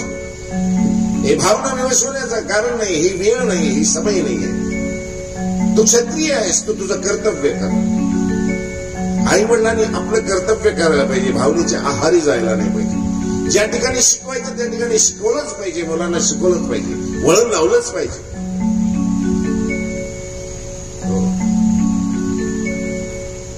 पहिल्या अध्यायामध्ये सगळं हेच वर्णन आहे. दुसऱ्या अध्यायामध्ये सांख्ययोग सांगितलेला आहे. अर्जुनाला सांगितलंय, अर्जुनाने पहिल्या अध्यायामध्ये प्रश्न केला की देवा, युद्ध जर झालं घमासान तर कोणी क्षत्रिय राहणार नाही, वर्णसंकर निर्माण होतील, कुठं काय राहील. देव म्हणाले, त्याची चिंता तू करू नको, तू तुझ्या कर्तव्यासाठी उभा राहा, हे तुझ्यासाठी प्रधान आहे. दुसऱ्या अध्यायामध्ये गोपाळकृष्ण महाराज, पहिला श्रीकृष्ण भगवान उवाच आहे, गीता भगवान उवाच पासून सुरुवात होते. राम उवाच नाहीये, विष्णू उवाच नाहीये, ब्रह्म उवाच नाहीये. भगवद्गीता ही श्रीकृष्ण महाराजांनी सांगितली, ही खरं आहे, हे सत्य आहे. अर्जुनाने सांगितले, ही बी सत्य आहे, पण श्री भगवान उवाच आहे. त्या ठिकाणी श्रीकृष्ण उवाच असायला पाहिजे होते की नाही, श्री देवकीनंदन उवाच असायला पाहिजे होते की नाही, पण भगवान उवाच आहे. व्यासाने सुद्धा भगवान लिहिलं आहे. भग हा धातू जो आहे तो 6 अर्थाने बनलेला आहे. ज्ञान, सुख, सामर्थ्य, ऐश्वर्य, प्रकाश, या अर्थाने तो भग धातू आहे. आणि भगवान वाच श्रीकृष्णाने अर्जुनाला सांगितले, हे जरी सत्य आहे, भगवानाने म्हणजे परमात्म्याने प्रत्यक्ष संपूर्ण जीवसृष्टीसाठी, समाजासाठी, मानवांसाठी सांगितलेली भगवद्गीता आहे. म्हणून कोर्टामध्ये 30 ठेवल्या जाते, भगवद्गीता ठेवल्या जाते, त्याच्यावर हात ठेवला जातो. हे जगमान्य आहे. ती आधी झालं, नंतर लिहिलं गेलं. दुसरं कसं ग्रंथ व्यासाने लिहिलेलं आहे, अगोदर लिहून ठेवलं, नंतर झालं. तसं हे नाहीये. जे घडलं ते प्रत्यक्ष ऐकलेलं आहे आणि ते प्रत्यक्ष व्यासाने लिहिलेलं आहे. अशी ही गीता आहे. म्हणून कोर्टामध्ये सुद्धा गीताच ठेवल्या जाते. हिंदूंचा पवित्र ग्रंथ म्हणून गीताच मानल्या जाते. दुसऱ्या अध्यायामध्ये श्रीकृष्ण महाराज अर्जुनाला अनार्य जुष्टम स्वर्ग अकीर्ती करम अर्जुन, अर्जुना तू जर युद्धाला प्रवृत्त नाही झालास तर अनार्य तुला आर्य कोणी म्हणणार नाही. अस्वर्ग तुला स्वर्ग भेटणार नाही. अकीर्ती इतिहासामध्ये तुझी अपकीर्ती होईल. तुला नपुसक बनल्या जाईल. यत्पन्मास्वगम पार्थ नाही तत्पैव बद्धते शुद्राम हृदय दौर्बल्यम त्यक्तोतिष्ठ परंतप. हे अर्जुना सोडून दे, हे भावनेच्या आहारी जाऊ नको. तू तुझं कर्तव्य आहे ते कर्तव्य कर. दुसऱ्या अध्यायामध्ये गीतेमध्ये आत्मा सांगितलेली आहे. आत्मा कशी आहे? तू स्वतःला शरीर समजून राहिला, तू स्वतः जो आहे तू नाही. अरे ही आत्मा आहे ना, कोणी कोणाला मारू शकतं ना. आत्मा कधी मरते? अजो नित्य शाश्वतोयम पुराणो न हन्यते हन्यमाने शरीरे नैनम छिन्नन्ति शस्त्राणि नैनम दहति पावक न चैनम क्लेदयन्तापो न शोषयति मारुत. अरे आत्मा अजर आहे, अमर आहे.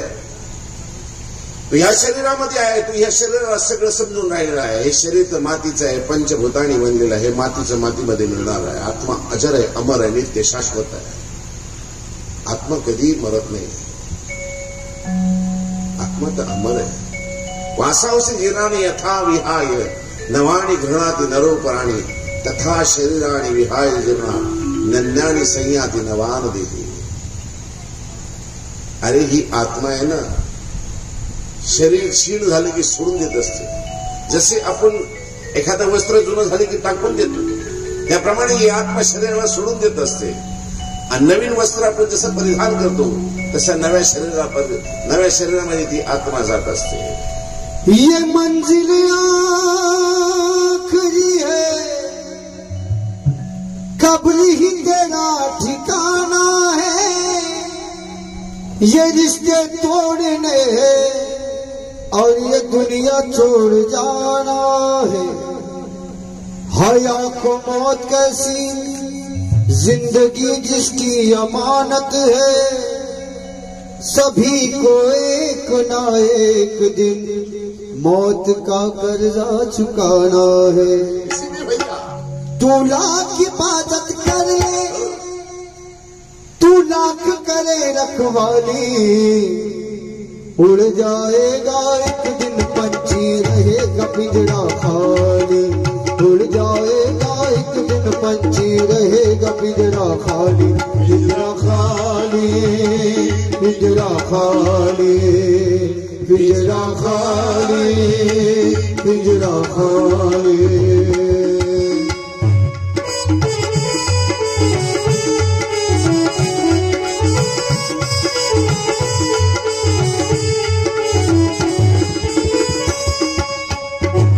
कोई अंजुमन होगा न जिक्रे अंजुमन होगा. जो दौलत आज है तेरी वो कल गेरो कदल होगा. न शाले काम आएंगे न दो रंगी पैरन होगा. लिबासे आखिरी तो बस वो दो ही गज कफन होगा. कोई कहता है दुनिया में दबदबा है मेरा, कोई कहता है दुनिया में दबदबा है मेरा. कोई कहता मित्र परिवार है मेरा, कोई कहता माल खजाना है मेरा. मगर ये कोई न कहता, मगर ये कोई न कहता कि कब्र ही ठिकाना है मेरा, कि कब्र ही ठिकाना है मेरा. तू लाख इबादत कर ले, तू लाख करे रखवाली, उड़ जाएगा एक दिन पंछी रहेगा पिंजरा खाली, उड़ जाएगा एक दिन पंछी रहेगा पिंजरा खाली, पिंजरा खाली, पिंजरा खाली, पिंजरा खाली, पिंजरा खाली। खरं आहे ते कोणी विचारच करत नाही, सत्य आहे ते कोणीच विचार करत नाही।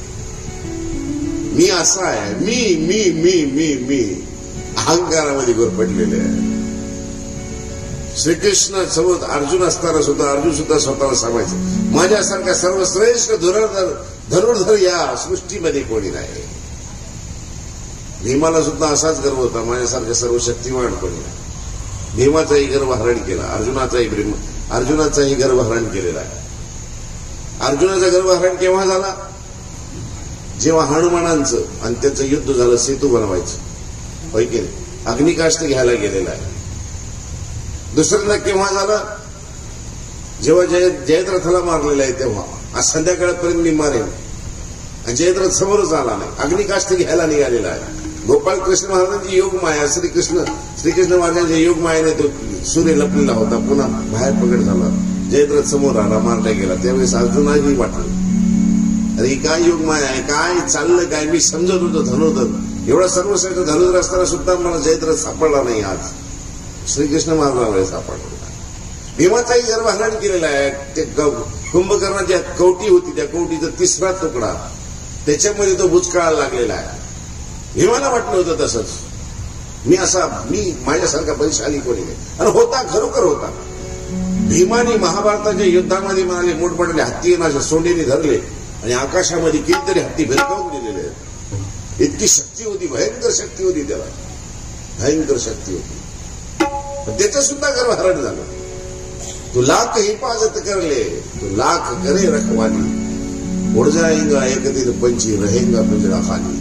तू किती म्हणशील माझे 5000 फेसबुकवर माझे मित्र आहे, आजारी पडलं तर एकही येत नाही, 5,000 5 3 शून्य काढून टाक, 5 जरी झाले तर तू स्वतःला धन्य समज की माझ्यासारखा दुसरा या जगात कोणी।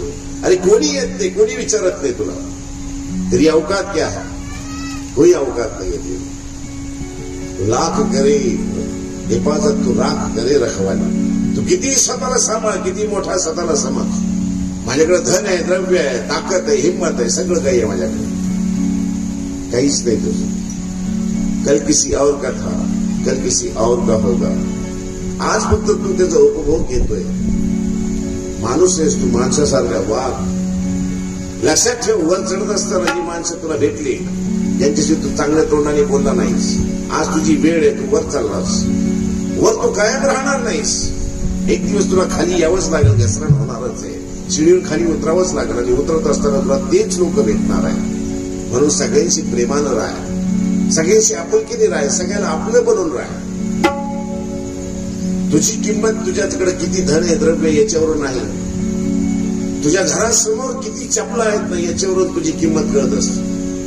तू किती कमवलं याला काही महत्व नाहीये। शेवटच्या काळामध्ये मागे लोक तुझ्या किती होते, तुझ्या आरतीच्या तुझ्या सौच्या मागे किती जण होते। सुख में तेरे साथ चलेंगे,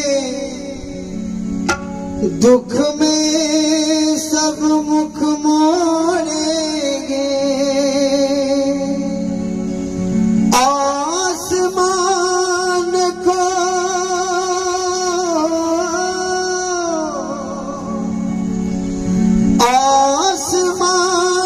को छूने वाले मिट्टी में मिल जाएगा। कसम वादे प्यार वफा सब बातें हैं, बातों का क्या कोई किसी का नहीं ये झूठे नाते हैं, नातों का क्या कसम वादे प्यार वफा सब बातें हैं, बातों का क्या। सब बातें है, सगळी आभासी दुनिया आहे, सगळी आभासी दुनिया असते, कोणी कोणाचं नसतं. एक देवाशिवाय कोणी सापडत नाही. भगवद्गीतेचा सार आहे. वेळ फार कमी आहे. भगवद्गीतेचे 700 श्लोक आहे. 2 श्लोक सांगितले तुम्हाला आतापर्यंत. माझी बुद्धीची आकलन शक्ती कमी आहे. नाही तर 7 दिवसामध्ये किंवा 70 दिवसामध्ये किंवा 70 वर्षाच्या आयुष्यामध्ये एका श्लोकाचं वर्णन जर करता आलं मला तरी मी स्वतःला धन्य भाग्यवान समजेन. इतकं अखंड ज्ञान ईश्वरीचं आहे. 11 वाजलेले आहे. भगवद्गीतेचा 1 श्लोक आहे. 7 दिवसामध्ये 5 दिवसामध्ये तुम्ही घरी काय घेऊन गेले, काय घेऊन चालले हे मला माहित नाही, पण एक शेवटची शिदोरी म्हणून तुम्हाला सांगतो. भगवद्गीतेमध्ये 1 श्लोक आलेला आहे. अनन्याश्चिंतयन्तो मां ये जना पर्युपासते तेषां नित्याभियुक्तानां योगक्षेमं वहाम्यहम्. ईश्वराने दिलेली ग्वाही आहे. ईश्वराने आपल्या जीवाला निर्भय केलेलं आहे, याचं वचन आहे. एक गाव होतं. एका गावामध्ये एक ब्राह्मण होता. अत्यंत धार्मिक होता. खूप धर्मकर्म करायचा. रोज सकाळी उठायचा, पाश्चात्य गंगेवर जायचा, स्नान करायचा, गंगेच्या काठावर असलेल्या एका झाडाखाली बसायचा. दररोज भगवद्गीता लहानपणापासून वाचायचा. दररोज संपूर्ण 18 अध्यायाचं पारायण करायचं. दररोज पारायण करायचं. लहानाचा मोठा झाला, विवाह झाला, तरी त्यांनी आपला क्रम सोडला नाही. दररोज उठणे, गंगेवर जाणे, स्नान करणे, झाडाखाली बसणे, भगवद्गीतेचं पारायण करणे. काळ चांगला होता, सगळं व्यवस्थित होतं. काळ बदलला. घरामध्ये पत्नी आली, मुलं आले, लेकरं बाळ आले. परिस्थिती बदलली. होतं नव्हतं धनद्रव्य कमी झालं. पत्नी म्हणायची, अहो तुम्ही काय काहीतरी कामधाम करावं, काहीतरी पूजापाठ करत जा, घर चालेल कसं आपलं. ते म्हणाले तू चिंता करू नको, मला देवावर भरोसा आहे, विश्वास आहे. देव खरं सगळं जे करतं ते चांगलं करतं. देवानी ग्वाही दिलेली आहे. भगवद्गीतेमध्ये सांगितलेलं आहे. कौंतेय प्रतिजानीहि नमे भक्ता प्रणश्यति. कौंतेय म्हणजे अर्जुनाला म्हणलेलं कौंतेय प्रतिजानी, हे निश्चयपूर्वक जान अर्जुन, मेरे भक्तों का नाश नहीं होता. मी माझ्या भक्तांचा नाश होऊ देत नाही. मी माझ्या भक्तांच्या पाठीमागं सदैव असतो. फक्त तिची श्रद्धा माझ्यावर असायला पाहिजे. मला देवाच्या वचनावर भरोसा आहे, विश्वास आहे. मला निश्चयात्मक विश्वास आहे. देव मला कधीही रिकामं सोडणार नाही. मी कधी रिकामं राहणार नाही. देव आहे ना माझ्या पाठीशी. तू कशाला चिंता करते? परिस्थिती बदलत गेली. होतं नव्हतं सगळं निघून गेलं. पत्नी आपली जसं पतीची आज्ञा म्हणून मानते, आज्ञेमध्ये राहत होते. धान्य संपलं, धनद्रव्य संपले, दागदागिने संपले, घरातली भांडी विकायची वेळ आली. दररोज बायको रडायची, सांगायची, अहो ऐका, अहो सगळं संपत चाललंय, मुलं मोठी होत चालली. आता घरामध्ये काहीच राहिले नाही. एक दिवस घराचे दरवाजे सुद्धा, खिडक्या सुद्धा विकल्या गेल्या. तरी ब्राह्मणाने आपला जो क्रम होता, दररोज गंगेवर जायचं, झाडाखाली बसायचं, भगवद्गीता वाचायची. एक दिवस मात्र पत्नी इतकं टोचून बोलली की टचकन ब्राह्मणाच्या डोळ्यात पाणी आलं. गंगेवर गेलं, स्नान केलं, झाडाखाली बसला. दररोजचा क्रम होता की तिचे 700 श्लोक वाचायचे. सुरुवात केली. धर्मक्षेत्रेपासून सुरुवात झाली. वाचायला लागला. एक शब्दासाठी डोळ्यामध्ये पाणी यायला लागलं. एक शब्द वाचायचं, एक अक्षर वाचायचं, डोळ्यामध्ये पाणी यायचं. देवा तू सांगितलं, तुझ्या प्रत्येक शब्दावर तुझ्यावर भरोसा आहे. निश्चयात्मक पूर्ण विश्वास, पूर्ण आयुष्य मी तुला समर्पित केलेलं आहे. तन मन धन बुद्धी सगळी समर्पित केलेली आहे. तुला शरण आलेलो आहे मी. तू सांगितलं सगळं ऐकलं मी. तुझ्यावर सगळं सोपून दिलेलं आहे. मग माझ्यावरची परिस्थिती का आली? धन गेलं मला वाईट नाही वाटत, द्रव्य गेलं मला त्याचं वाईट नाही वाटत, घर गेलं मला त्याचं वाईट नाही वाटत. आज पत्नी इतकं बोलली, घरामध्ये खायला काही नाही, पत्नीला काही नाही, अंगावर वस्त्र नाही राहिले, मुलांना खाय प्यायला नाही राहिले. देवा तुझ्या वचनावर मी ठाम आहे. मी तुझ्या वचनावर ठाम. तू तुझ्या वचनावर ठाम राहिला. वाचता वाचता नेमका तो श्लोक समोर आला. हातामध्ये खडा होता, खडे फेकत होता. खडे फेकता फेकता केव्हा हातामध्ये कोळसा आला कळच. श्लोक वाचत होता. अनन्या चिंतयंतो माम येजना परिपासते तेषा नित्या युक्तानां योगक्षेमं वहाना. अर्थ आहे अनन्या चिंतयंतो माम, अन्य माझ्या व्यतिरिक्त माझाच. अनन्या चिंतयंतो माम, जो जीव माझाच चिंतन करत असतो. हे जना परी उपासते, उपासना करतात. तेषा नित्यावियुक्तानां, त्या जीवांचं नेहमीच योगक्षेम महान आहे. त्यांना वस्तू भेटवणे आणि भेटल्यानंतर काही काळापुरती नव्हे, ते भेटल्यानंतर कायमस्वरूपी त्याचं रक्षण करणे. श्रीकृष्ण महाराज म्हणतात हे माझं कर्तव्य आहे. पदार्थाचा योग आणणे हेही मी करत असतो. आणल्यानंतर त्याचं रक्षण करणं, त्याला शेवटपर्यंत राहू देणं, पुरून देणं, त्याला हेही मी करत असतो. डोळ्यामध्ये पाणी येत होतं, दररोज रडत होतो, खूप रडत होतो. देवा खोट आहे, खोट आहे, हे श्लोकच खोटा आहे. तू खोटा नाहीस, गीता खोटी नाही, पण तू दिलेलं वचन मात्र खोट आहे. हातामध्ये ते आलेला कोळसा, हे म्हणाले सगळे श्लोक खरे आहे देवा तुझे, हे श्लोक खोटा आहे. त्याने तो कोळसा घेतला आणि त्या श्लोकवर ते मिटून टाकलं. 700 श्लोकाची गीता, एक श्लोक कमी झाला. देवा मी तुझी दररोज गीता वाचतच राहिली. माझी निश्चित श्रद्धा तुझ्यावर आहे, तुझ्या शास्त्रावर आहे, गीतेवर आहे. पण ह्या श्लोकावर माझा विश्वास राहिला नाही. ह्या श्लोकावर माझा विश्वास राहिला नाही. रडत राहिला. पूर्ण गीता वाचली. रडता रडता त्या ठिकाणी झाडाखाली केव्हा झोप लागली कळलंच नाही. उपाशी होता कितीतरी दिवसाचा, तसा झोपला. इकडे मात्र चमत्कार घडला. संध्याकाळची वेळ आहे. पत्नी वाट पाहते. सकाळपासून गेलेला पती घरी कसा येत नाही. आतुरतेने डोळे लावून पाहते. मी सकाळी माझ्या नवऱ्याला बोलले होते, माझ्या पतीला बोलले होते. बहुधा माझ्या तोंडातून रागामुळे काही जास्तीचे शब्द निघाले की काय. नवरा सोडून तर गेला नाही ना. गंगेवर गेला, बुडी घेतली, ते गंगेमध्येच तर राहिला नाही ना. नाही, ती शंका त्या बाईच्या मनामध्ये यायला नाही. काय करू, कसं करू, कोणाला पाठवू त्यांना बोलवायला? कोण जाईल त्यांना बोलवायला? भिकाऱ्याचं कोणी, गरीबाचं कोणी मित्रही नसतो. कोण जाईल त्याला बोलवायला? डोळ्यामध्ये अश्रू आणलेले वाट पाहते की आता नवरा येईल, मग थोड्या वेळाने नवरा येईल. संध्याकाळ झाली, कोणीच आलं नाही, नवराही आला नाही. आतापर्यंत येऊन जात होता, वेळ निघून गेलेली येऊन जाण्याची, अजूनही आला नाही. थकून भागून संध्याकाळची वेळ झाली, दिवाबत्तीची वेळ झाली, नवरा अजूनही आला नाही.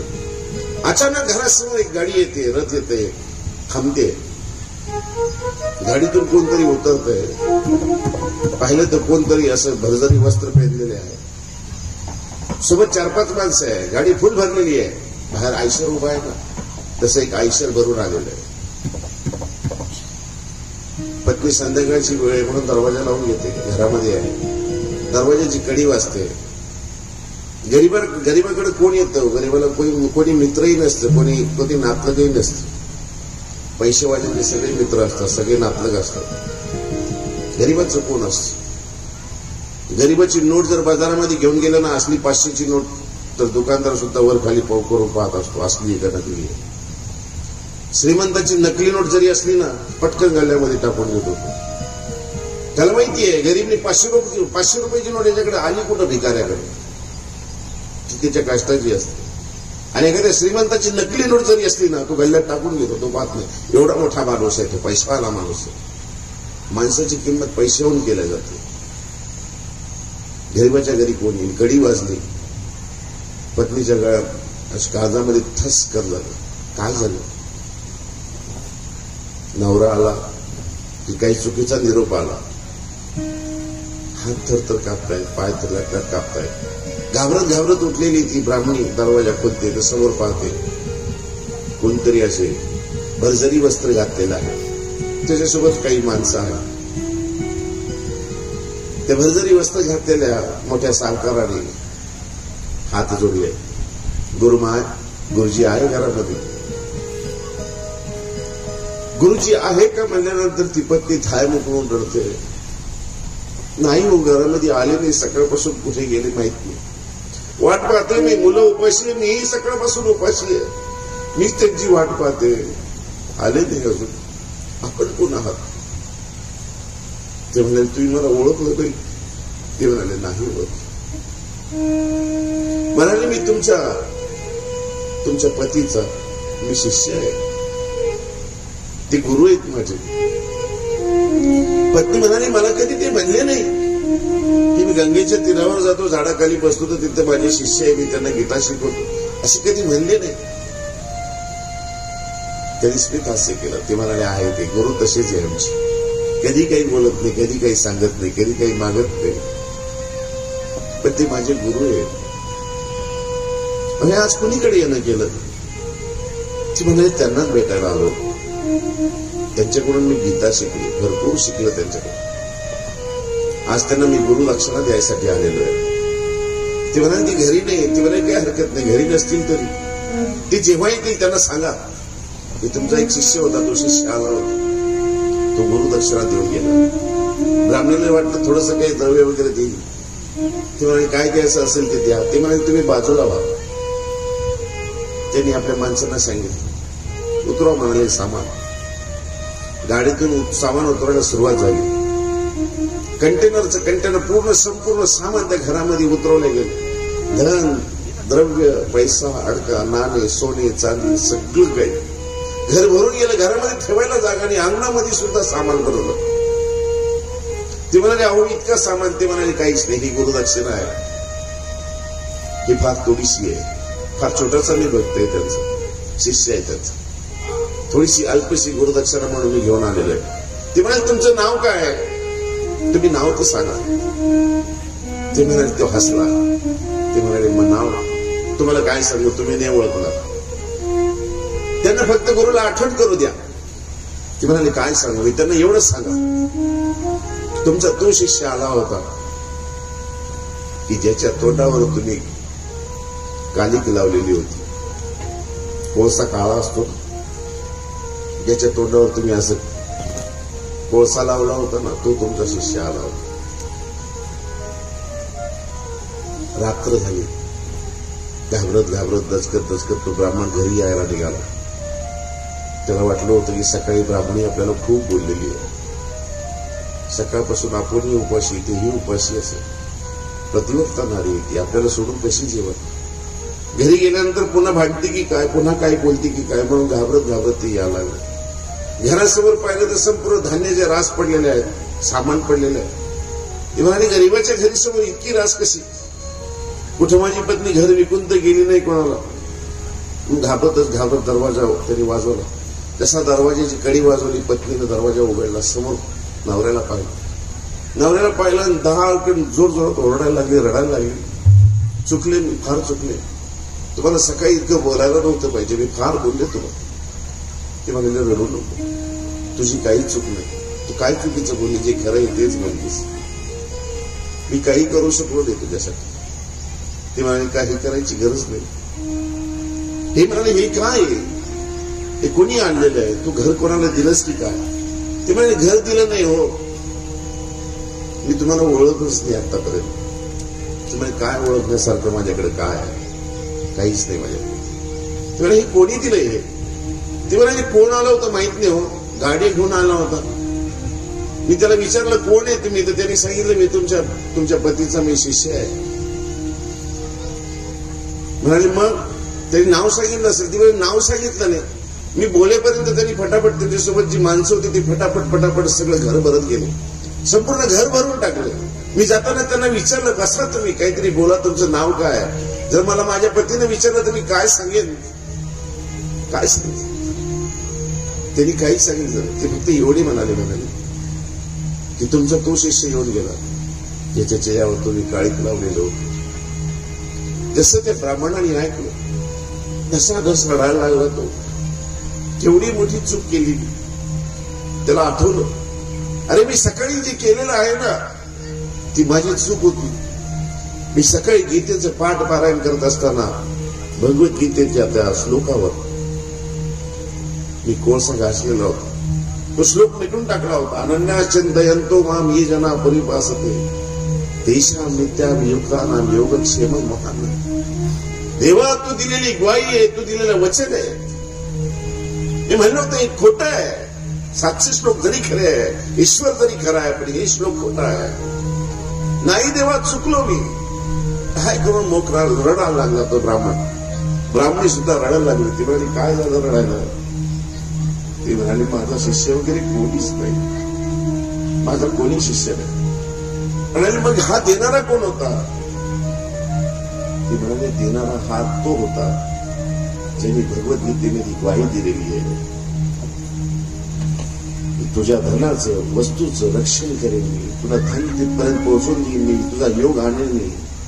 तो आहे तो शिष्य कोण होता? तो ईश्वर होता. ईश्वरावर श्रद्धा ठेवा, आत्मसमर्पण करा, शरणागत व्हा त्याच्याजवळ. कौन्तेय प्रति जाने ही नमे भक्ता प्रणश्यति. हे अर्जुना, मेरे भक्तों का कभी नाश नहीं होता. अशी भगवद्गीता आहे, अशी श्रीकृष्ण महाराजांच्या कथा अमृत आहे. एक एक श्लोकामध्ये इतका भावार्थ आहे. एकेका श्लोकामध्ये आपलं संपूर्ण आयुष्य जरी गेलं तरी एक श्लोक पूर्ण होऊ शकत नाही. काळाचं आणि वेळाचं भान ठेवत जेवढं येत होतं तेवढं सांगण्याचा तोडका मोठा प्रयत्न केला.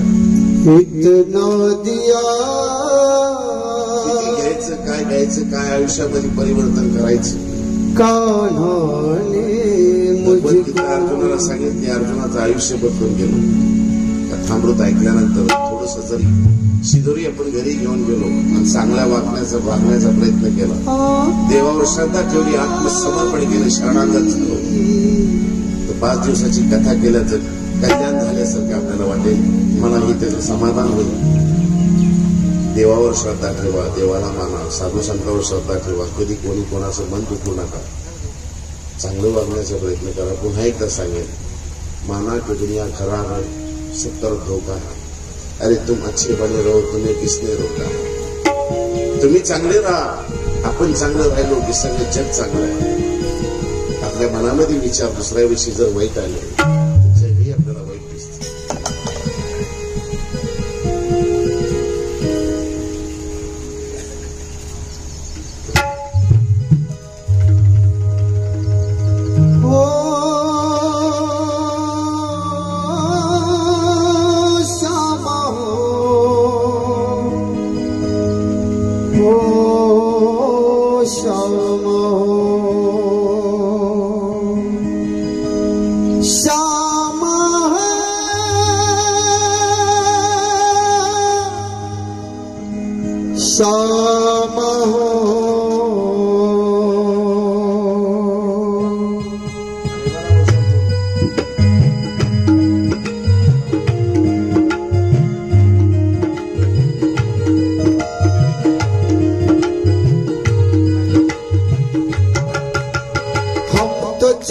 परदेश हम परदेसी हो गए, छोटा अपना देश हम परदेसी हो गए।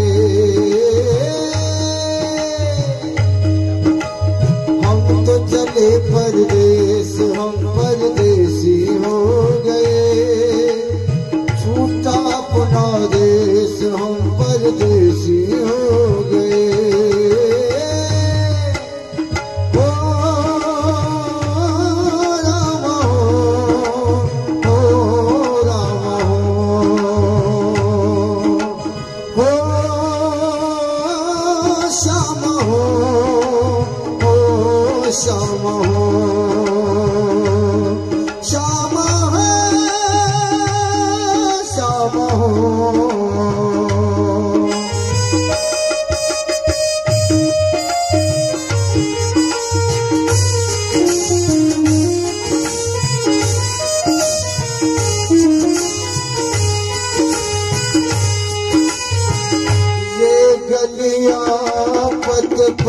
घट ये मंदिर बरसों पुराना, बरसों पुराना।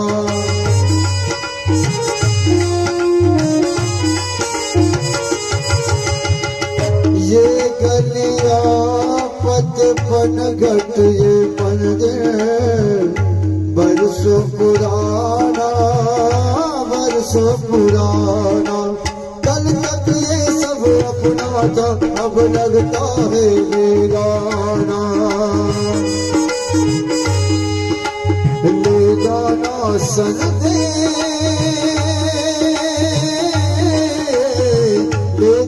संदेश, हम परदेसी हो गए, टूटा अपना देश, हम परदेसी हो गए।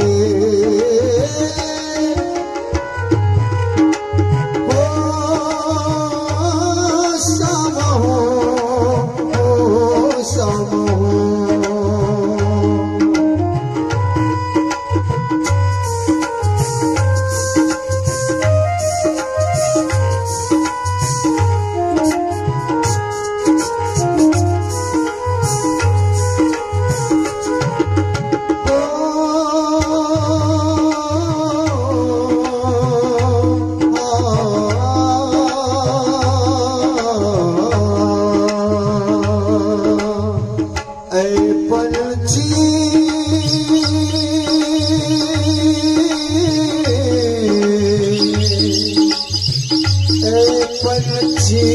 हम किस्मत के मारों को भूल न जाना, भूल न जाना। ऐ पंछी हम किस्मत के मारों को भूल न जाना, भूल न जाना। आते जाते खैर खबर सब लोगों की दे जाना। ओ बदला जग ने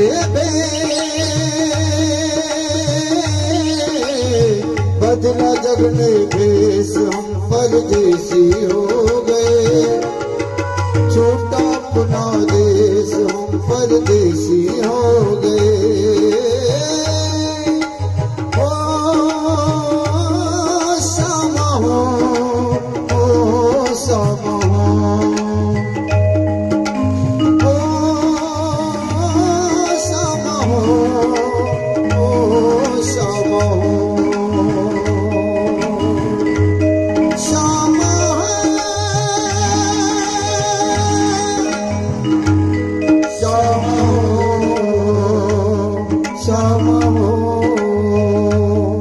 Shama ho,